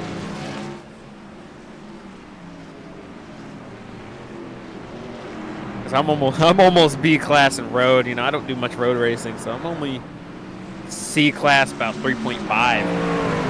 I've never done anything that's not an Indy car or a stock car on a road course, so I've do for a lot of people here. I've participated in quite a bit of road races, from 24 hours of Le Mans, 24-hour Daytona, 6 hours at the Glen. Actually, I did 6 hours at the Glen earlier this year with Zach Probst. I will not tell you how we did. Oh, no. I think we would have won if the better driver was on track during the rain, towards the end of the rain. Because the better driver, I won't say whether it was Zach or myself, but take a guess, was doing a whole lot better than, the other, which in turn spun out on the paint of entering pit road. And then got super angry when he saw that paint in real life at the real life 6 hour at the Glen, which, by the way, Zach Probst did not go to. So I will say this, my only Daytona 24, I did a grand total of 0 laps. You know how that went. I've done a few of them. probably did more than 0 laps. Oh yeah. My best run was actually was it last year? Last year's Daytona 24. I drove with Nick Dornick. Oh my goodness, what was his friend's name? I think we had Nick Korn on the team as well. He's somebody that we've seen on JC TV before. Another one, I cannot think of his name, and he was a driver in this series for quite a while as well. Oh my goodness, that's gonna bother me. And we did actually really good. I was very surprised with my run. And my thing is, I don't go into those races for speed. I go into them for consistency. And in a race like this too, if I was racing this race or participated in this race, because I don't know about racing in it, but if I participated in this race, that's all I want is consistency. I'm not going. I know I'm not going to be out there competing for the win. I might be in Justin Durant's position right now, trying to get a top 10, 22 laps down. But just to try to stay consistent, those are my goals. And that is how you get better at these. Not just these tracks, any track. Whether it's oval racing, if you're a road course guy going oval racing, it's the same thing. You got to go out there and just try and be consistent. Don't go out there and hit the wall. Don't go out there and spin out. Don't go out there and cause wrecks. You got to go out there and just be consistent first, because we all start at different places. And you're never learning if you're in the grass, in the gravel trap, or in the wall. So you just got to go out there and try and stay on the racetrack. And that's why I commend people, Stephen Thornton, he's been out there, and he doesn't want to sit out there and be 6 laps down, but he's going out there, he's learning the racetrack. It's better than doing nothing, right? It's better than just, he could have easily have taken provisional today, but he took the time out of his day to, try and learn something, try and be better, and try and log these laps, and he's done a very good job of staying out of the way, and that's the mentality you kind of got to have. Yeah, for sure.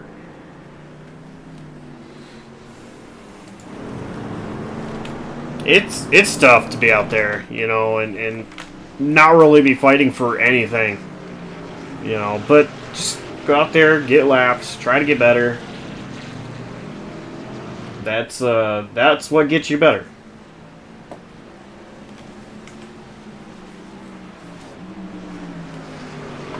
And I want to point back to Alonso Chicano. I mentioned earlier, he wishes. Probably thinking that he wishes he had this kind of pace without the situation that he's in right now to be behind Cameron Caldwell. But he can really learn. Just he's losing some time. He's not right there on Caldwell's tailgate like he was earlier, but he's still there, and he can follow and kind of get an idea. Okay, what is Caldwell doing? So that next time, I have a little bit more of an understanding of what he's doing that it can help me out. And so Chicano, 5th place 1 lap down, he can use this as a learning experience. That's very true, and he's Alonso's a smart race car driver, so I bet you he's learning something. Just finding something that Cameron's doing, whether it's even just a breaking point that hasn't taken. And he's like, oh, I could drive it in a little deeper than that. Okay, get away with it. And on a little bit of an off note, I would say Tristan Maher's done a very good job this run of staying with Cameron Caldwell. Because the gap most of the last run got up to almost 7 seconds, and now it's only 3.5 seconds. He's kind of maintained very well this run, but going to be probably too little too late. So coming up on 10 laps to go here. Still a long way to go. I mean, I'm showing 16 minutes left on the timer, and that's what the telemetry is projecting that these 10 laps going to take another, now 15 minutes and 45 seconds. Still a long way to go. And Tristan is 3.6 seconds behind. It doesn't look like he's going to win it, but you still cannot count him out. There's still time for anything to happen. And he's not that far behind. He can see Caldwell up in the distance.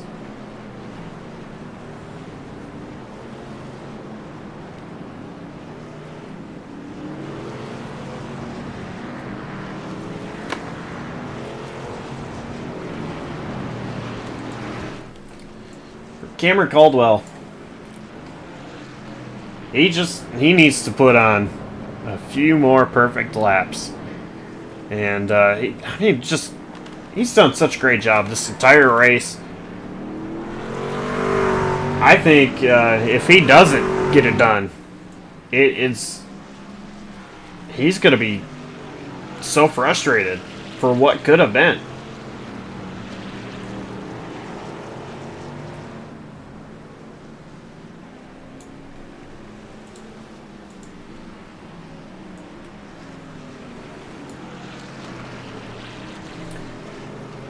So now 9 laps to go.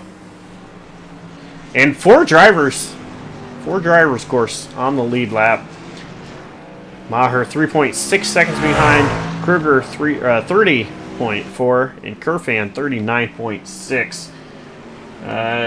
Kerfan and Kruger are not in danger of going a lap down as things stand. And also the update on Fuller and Justin Durand. It's about 4 laps, so if Durand can make it 4 more laps, he'll salvage a 9th place finish out of tonight.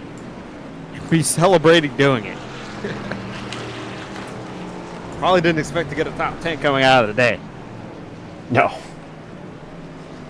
Especially just the way things started.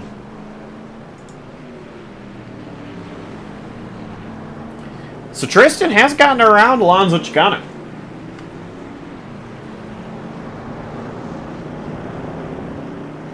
Yeah, and Tristan's saying just close enough to where Cameron Caldwell can't just be easy, if that makes sense. Where he's got to still hit his marks, can't completely just go into a gravel trap, so Tristan's doing everything he can.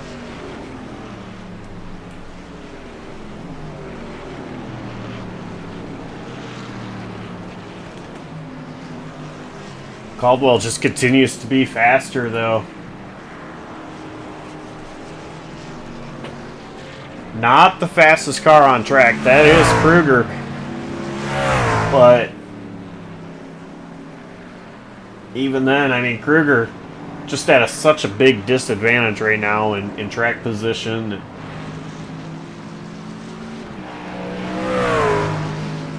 It really is going to take a miracle for Kruger to win this race. Yeah, I mean, that would be probably the craziest thing I've ever seen happen, but it's possible. It's going to take the 2 leaders being with each other for that to happen.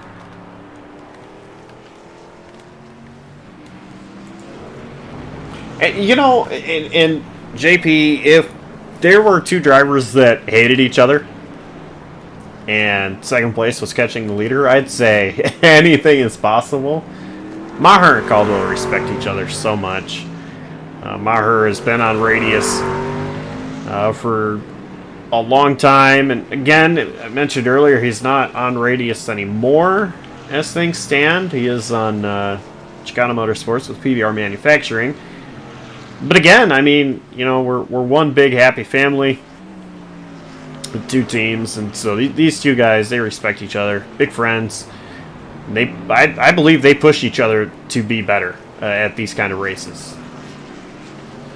They do, and league name escapes me, but I first met Tristan Maher when I raced. I think it's TNR, Total Nonstop Racing. I first raced with him there. That's when I first knew of who he was, and then I realized how much he and Cameron push each other and how fast Tristan really was.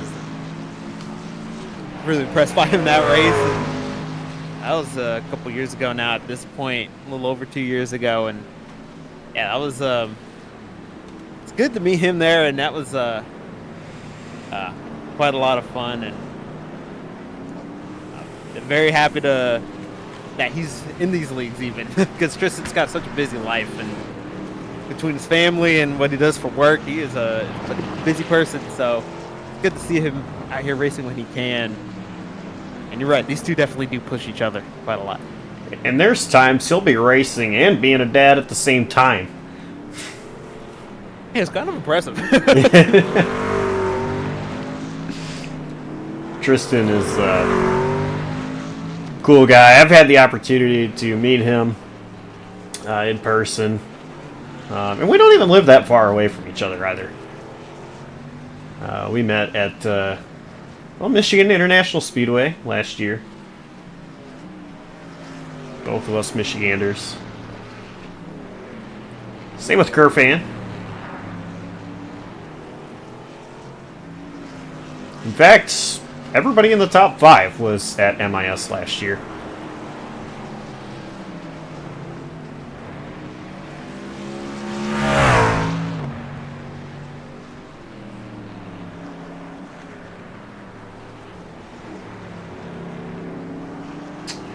Maher has been quicker than Caldwell, but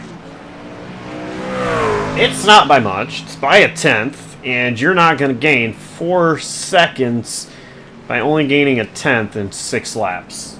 Yeah, he's going to need a mistake, and this is one of those races where I bet Tristan wishes it was, you could just re-rack him and do it again. I think he's kind of figured it out for real now, but that is probably too little too late in order to go up there and battle for the win. He gets Sam. Oh, and he gets loose. Speaking of, I'm going to stop talking about it so he could just get the second place and get on out of here.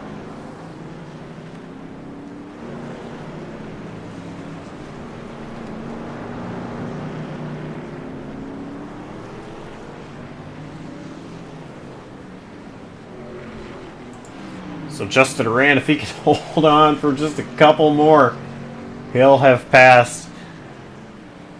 Well, actually, the ticker on screen that you guys can see, Durand is ahead of Fuller. My telemetry off to the side is showing that he's still behind Fuller. I'm going to go with the one that you guys can see, not the ones that is off to the side. Because the one that you guys can see is more up to live timing, where the one that's off to the side is by lap. So anyway, Justin Duran now in 9th place.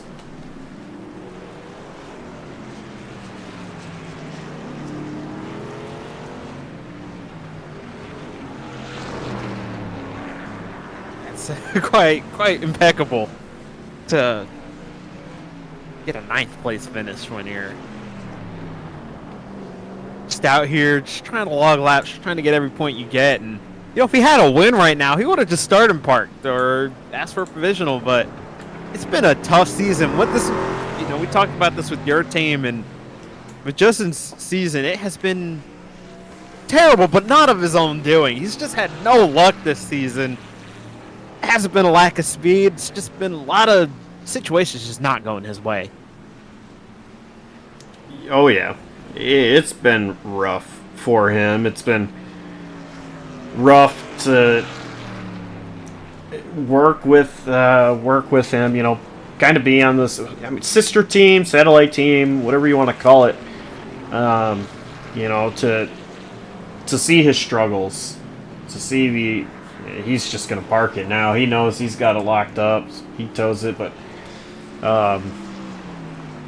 it really has been a very tough season for Justin Duran, a guy that was competing for a championship last season and pretty much had it won until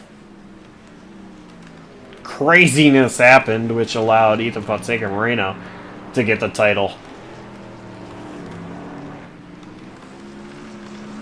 Yeah, he's basically always been in the mix, hunting for these championships. So just to see this is just so atypical. But as long as Talladega goes his way, and once you get the reset, you got the reset, right? So if you could just make it, maybe that's just all the life he needs.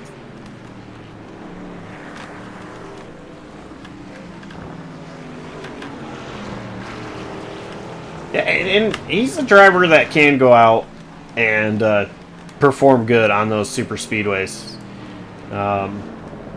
Maybe even steal a win. I feel like there's going to be two teams you're going to have to watch out for the most, and it's going to be between Radius working with Chicano Motorsports BBR Manufacturing. If you combine those into one, and the other one is going to be whatever they want to call themselves, T1A GOAT Yeah, people. just say T1A. Yeah. T1A GOAT guys. It's really going to be between them, and even then, it's not guaranteed. Someone like Tyler Watermelon can go out, steal another one.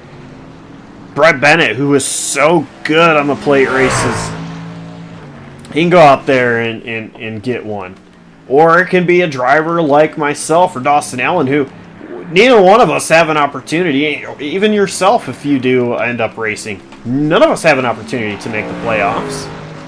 But even then, we could win one, take some points away. So, it's a lot of drama next week. That's all I can say.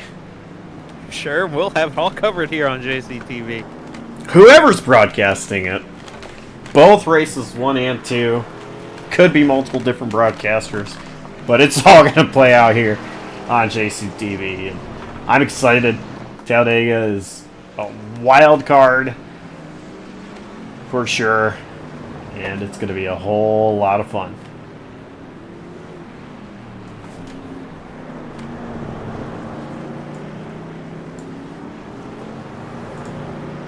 And if you do like the plate racing, by the way, the Road and Plate Palmer Golf Series, they are going to be at Daytona Oval on Thursday night. Should be a lot of fun.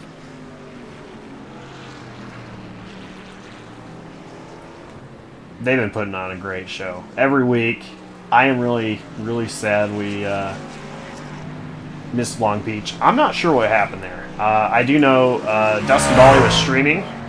A couple of other drivers were streaming as well, and I'm going to go back and watch to see what happened.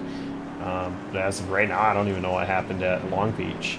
But every week, I love commentating that league.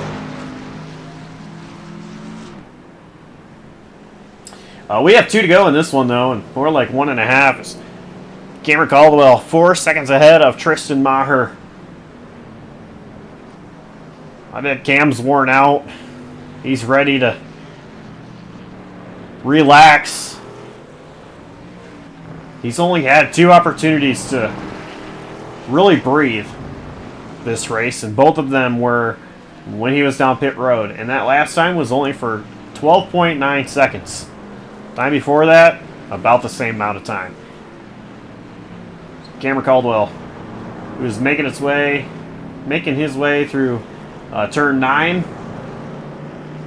Now going to see the double right-hand corners, 10 and 11. And the white flag, it is in the air. Cameron Caldwell, can he hold on for one more lap here in the 988 Suicide Prevention Grand Prix at Okayama, across the seas in Japan?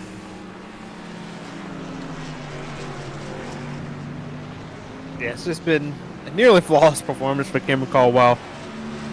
He really needs this, and last thing you want is a former champion getting momentum going into the playoffs for the rest of the competition. Cameron Caldwell, the Season 1 champ. He wants another. You know he does. And this is going to ease a lot of pressure off of him, especially with Talladega. through the hairpin, known as the hairpin.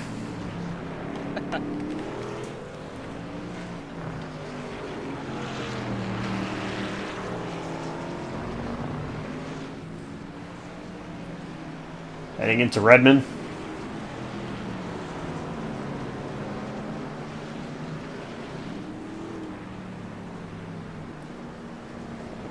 Cameron Caldwell.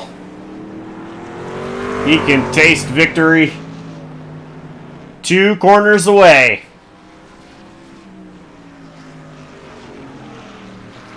Cameron Caldwell off the final corner. Checkered flag waving. Caldwell is your winner here at Okayama. And Tristan brings it home second, sliding. Yeah, he's gonna be drifting a little bit.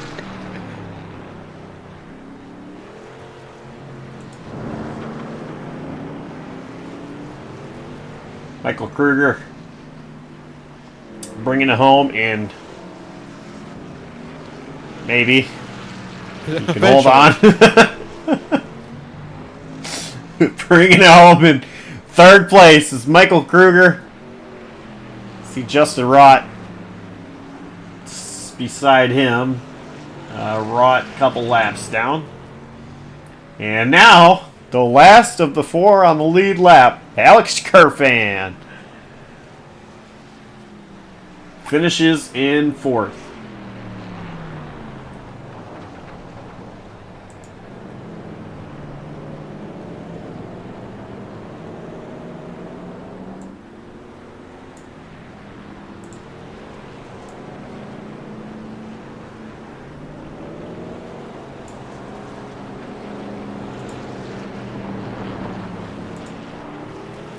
I would say what a race, but it's a pretty straightforward one.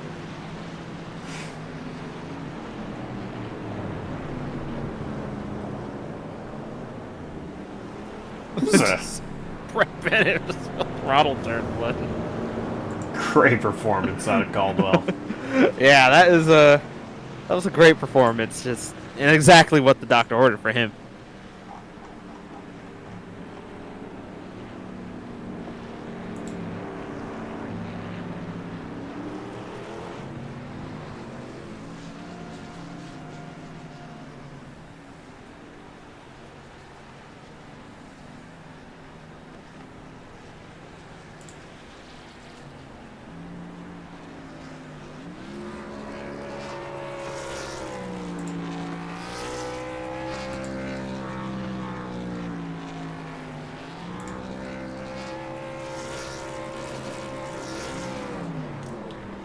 Cameron Caldwell doing donuts, and Lonzo Chicano, teammate, joining him.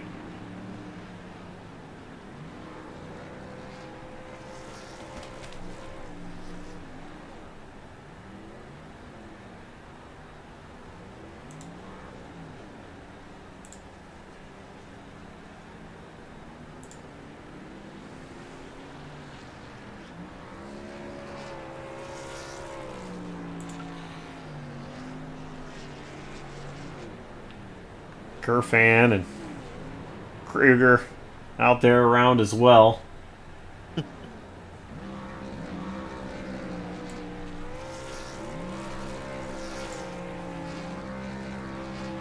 They're all celebrating.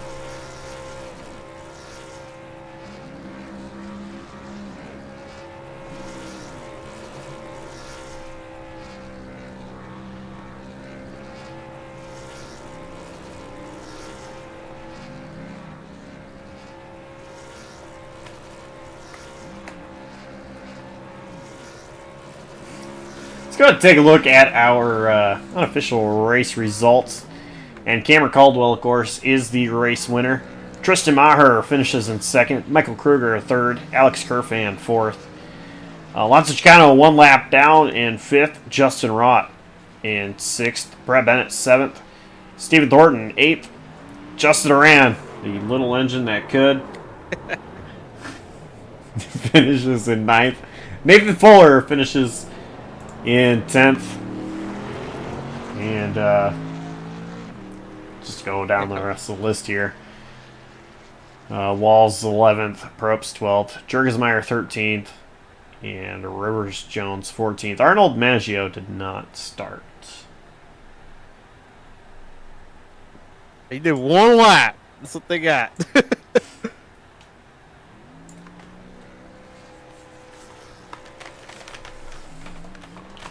Galwell's still celebrating. He might for a while.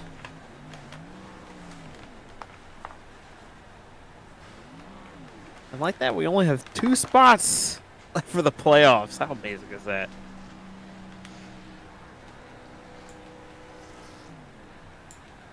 Oh man, it's going to be wild.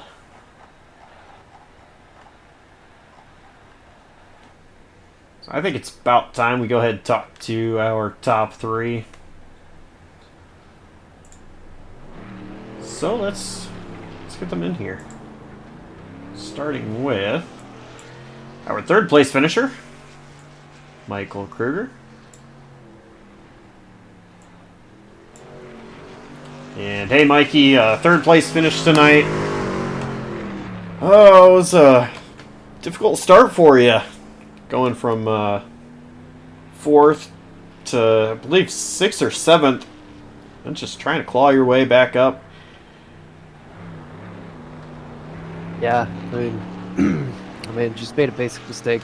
I started in 2nd gear because I thought everyone was going to, and I just underestimated it, and I just went in 2nd on the start, and I cost people on the inside behind me time, and I thought I was going to be okay, but I lost a bunch of spots, and pretty much from there I kind of realized I just kind of shot myself in the foot. I just made a mistake there, and pretty much had to play catch up, and I just kind of knew right there I was going to kind of take away my shot at possibly having a chance at the win.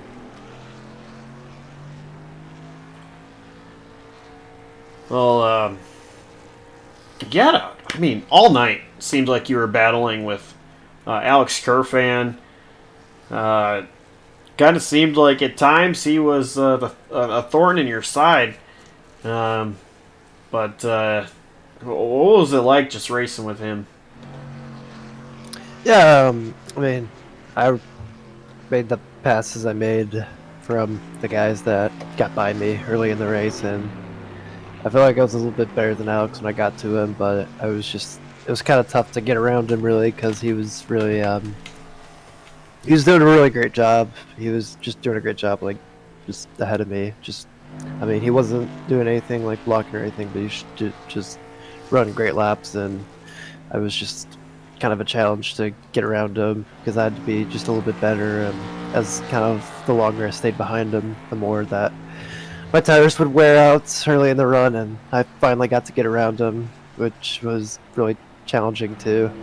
And yeah, pretty much ever since then, like, I mean, I just felt like I was pretty decent there. I mean, he passed me on pit stops, but knew at the end of the race or some pit stops I'd have a small tire advantage. I knew I could get back to him. It was just a matter of being patient and not making mistakes. I mean, I enjoyed battling with Alex though. It was really fun. I mean, he definitely made it tough for trying to get by him because he was definitely speedy in his own right, and it was fun battling with him. The sponsors shout outs, who gets it done for you behind that 3rd place finishing 41 machine? I just first gotta thank my mom and dad for watching this race. I got to, I just saw that they watched the whole 2 hours of this. Thank you to them for that. My biggest supporters by far. I gotta thank everyone from Chicano Motorsports with PBR Manufacturing, the boss man himself, Alonso getting a 5th tonight, and my teammate Tristan coming home 2nd. And yeah, also like just shout out Cam for getting this first win on the season, breaking his winless streak. I mean, he was outstanding all night. He was incredible, and he definitely worked for that win, and he deserved it. So just congrats to him. And pretty much that's all I got. Oh, and I forgot Zach Probst, also from Chicano Motorsports. I forgot he returned tonight. So shout out to Zach. All right, well, Mikey, I've got good news for you. The stream cooperated and didn't cut your interview off. So, That's a relief. Mikey, congrats on the third place finish. Glad we were able to talk to you the entire interview this time around, and hope you feel better. Thank you guys so much. Y'all have a good one. And that was our third place finisher, Michael Kruger. Great friend, great teammate. Good to see him still come away with third place in that one. JP, I believe you have my other teammate, Tristan Maher. Yeah, caught up with Tristan Maher here, and Tristan, it's another new road course and another top 3 finish to go along with it. And you were stalking Cameron Caldwell all day. Walk me through what you really needed to just get that little bit more so you can battle with him. Well, I think first of all I started off with the wrong strategy slash mindset. In the beginning of the race, I kind of just held back, and I was like, okay, I'm gonna let Cam go, and I'm gonna save my stuff up for later in the run.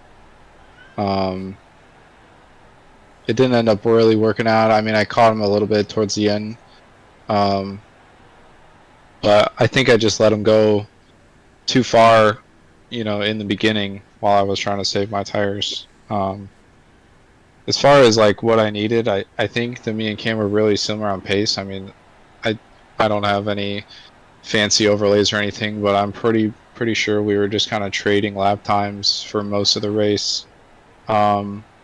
Just comes down to, I mean, Cam ran really consistent. He didn't make any mistakes at all. I think what killed me is one moment specifically in the race. I accidentally shifted down to first in a hairpin, and that kind of halfway spun me out, and I lost like 5 seconds or something like that. So that was after the first pit stop. And then after that, I was already on the back foot, so I tried to do something. We were trading lap times, and I had to do something to try and make up the gap that I had. So I pit a little bit earlier than I was going to, and I did. I made up some time, and again we just traded lap times, and I was on a tire disadvantage. So I think he was kind of toying with me at the end a little bit. He was just chilling out, running slower, saving his tires up, and then at the end of the race I was just kind of a little irritated at myself, and just driving kind of dumb. Yeah, definitely wasn't lack of pace. You definitely had it, but it's just so tough because for the playoffs you really needed to win, and going into Talladega, just the good news for you is that anyone can win, but it's also the bad news is that anyone can win. Just walk me through your mindset going into Dega. I mean, this place was probably my best chance to get into the playoffs. As far as Dega, I really can't stand super speedway stuff. Amen, brother. It's like playing the lottery, and I mean, it does. I'm not one of those people that say that it doesn't take any skill to be good at, but it definitely evens the playing field a little bit, and it's a lottery win most of the time. The whole race up until the last few laps is just a lottery. In the last few laps, if you're in position and you make the right moves because you're good at it, then good for you. But the first 80% of the race is pretty much ride around, don't make mistakes on your pit stops, and try not to die. Amen. Speaking of facts, that better be on Twitter. Yeah, and before we let you go, do you have any shout outs you want to give? Want to give a big shout out to Cam. I don't think I've ever seen Cam drive as consistent as he did today. He ran literally like 0 mistakes, completely perfect. I didn't see him mess up one time.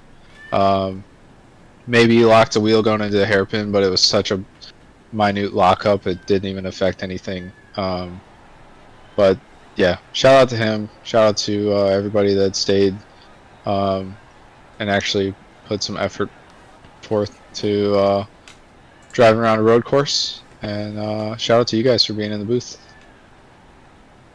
Thank you, and congrats on your P2, and good luck next week at the Russian roulette. Thanks, guys. Second place, Tristan Maher, and Josh Coppermill has caught up with your, I'm sure, very elated winner, Cameron Caldwell. And yeah, race winner Cameron Caldwell. How does that sound? Sounds pretty damn good to me. That's been way too long. Yeah, I'm absolutely worn out. You know me. I love the road courses, but even I'm feeling like that race was a solid 10 laps too long.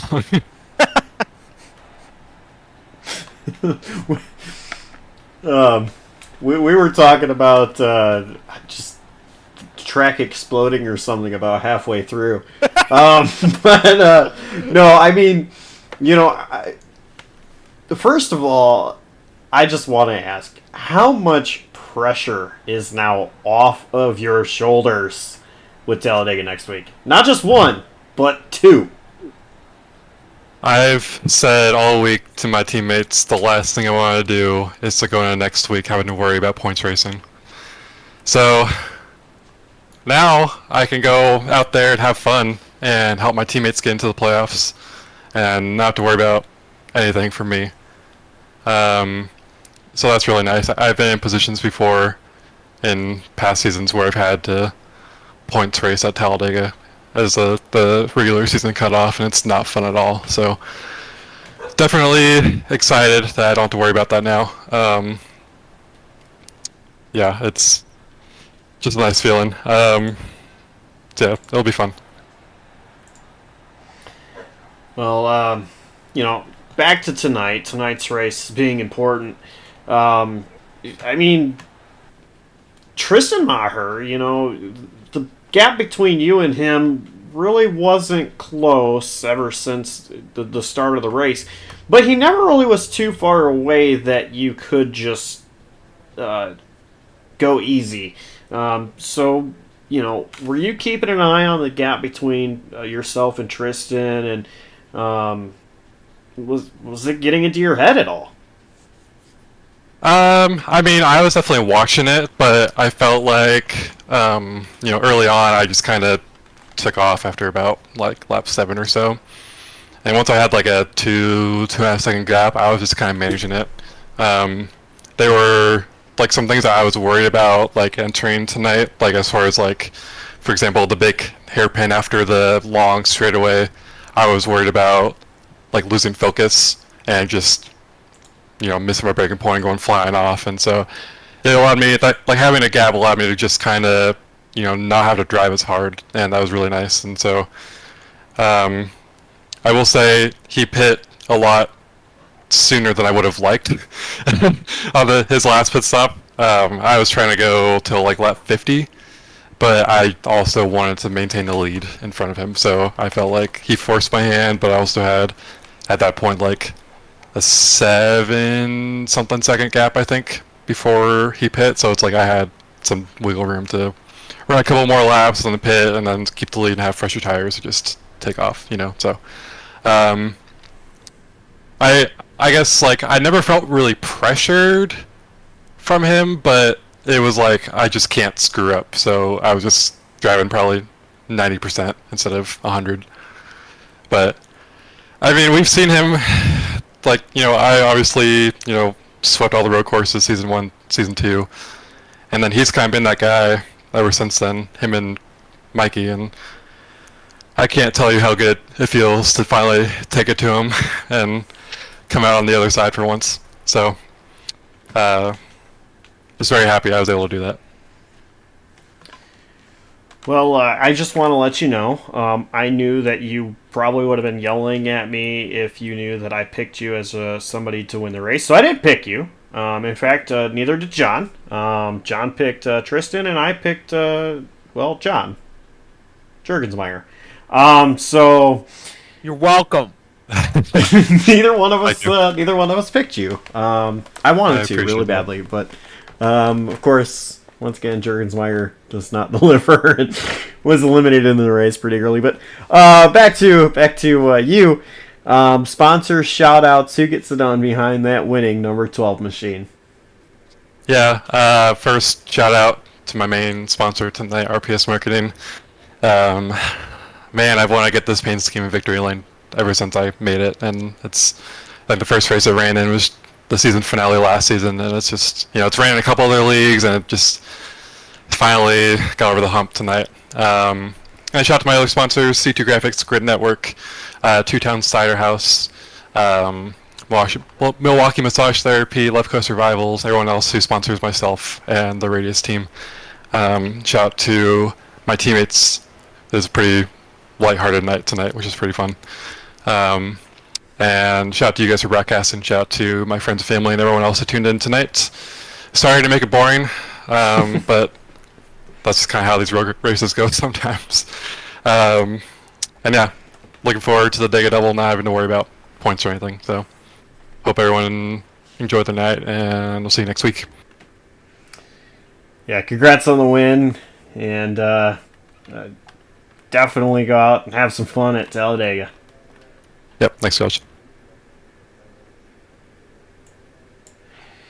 That was your race winner, Cameron Caldwell, in the 988 Suicide Prevention Grand Prix at Okayama in Japan.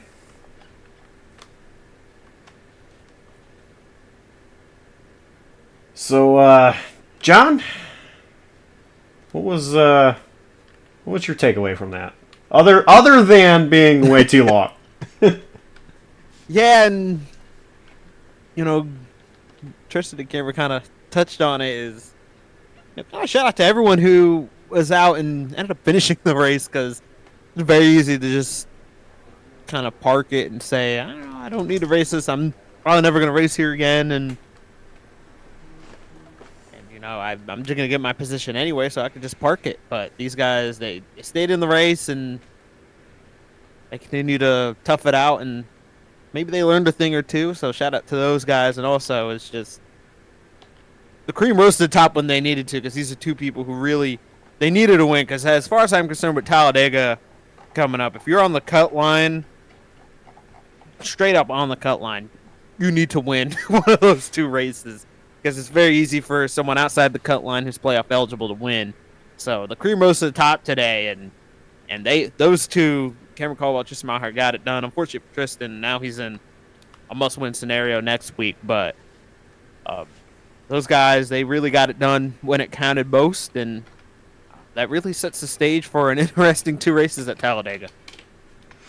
I'll tell you what, from a driver perspective myself, I'm bummed I'm not going to be having a fighting chance to make the playoffs. But my lord, am I excited that I don't have a fighting chance to make the playoffs going into Talladega, because the pressure is on for a lot of drivers next week. And again, it's not just one Talladega race; it's two. It's a Talladega double. You're going to see two Talladega races in one night. I mean, I'm scared to know what some of those guys that need a win are going to do to make it into the playoffs. And as a spectator, as a fan of racing, I'm looking forward to it. As a competitor out there, it's going to be really interesting, and I'm pretty excited for it too. But I think it's going to be a fun one to tune into, to be a fan of, and be able to watch. And the PSR Amsoil Truck Series drivers put on a great show at restrictor plate races. We've gone countless, multiple races where it's been caution free. I'm not so sure we'll see that with the pressure, but I think we're going to see a great showing next week. And who knows? You know, JP, they say at Daytona, the qualifying duels, one is calm, one is chaotic. Could we see that being 2 points races next week to end the season at Talladega?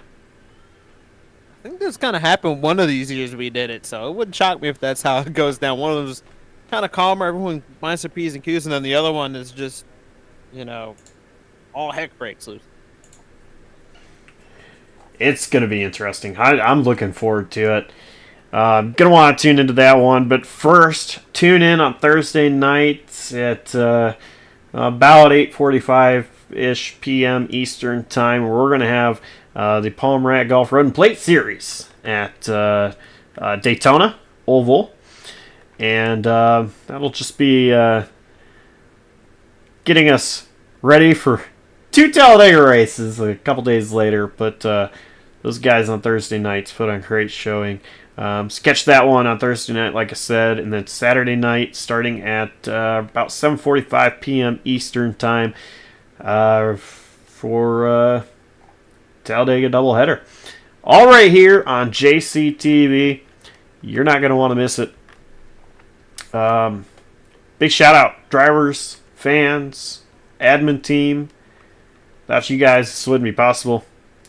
And on behalf of Jonathan Parker and the entire outstanding crew right here at JCTV, I'm Joshua Carpenter signing off, saying so long, stay safe, take care, and if you feel like you need it, call 988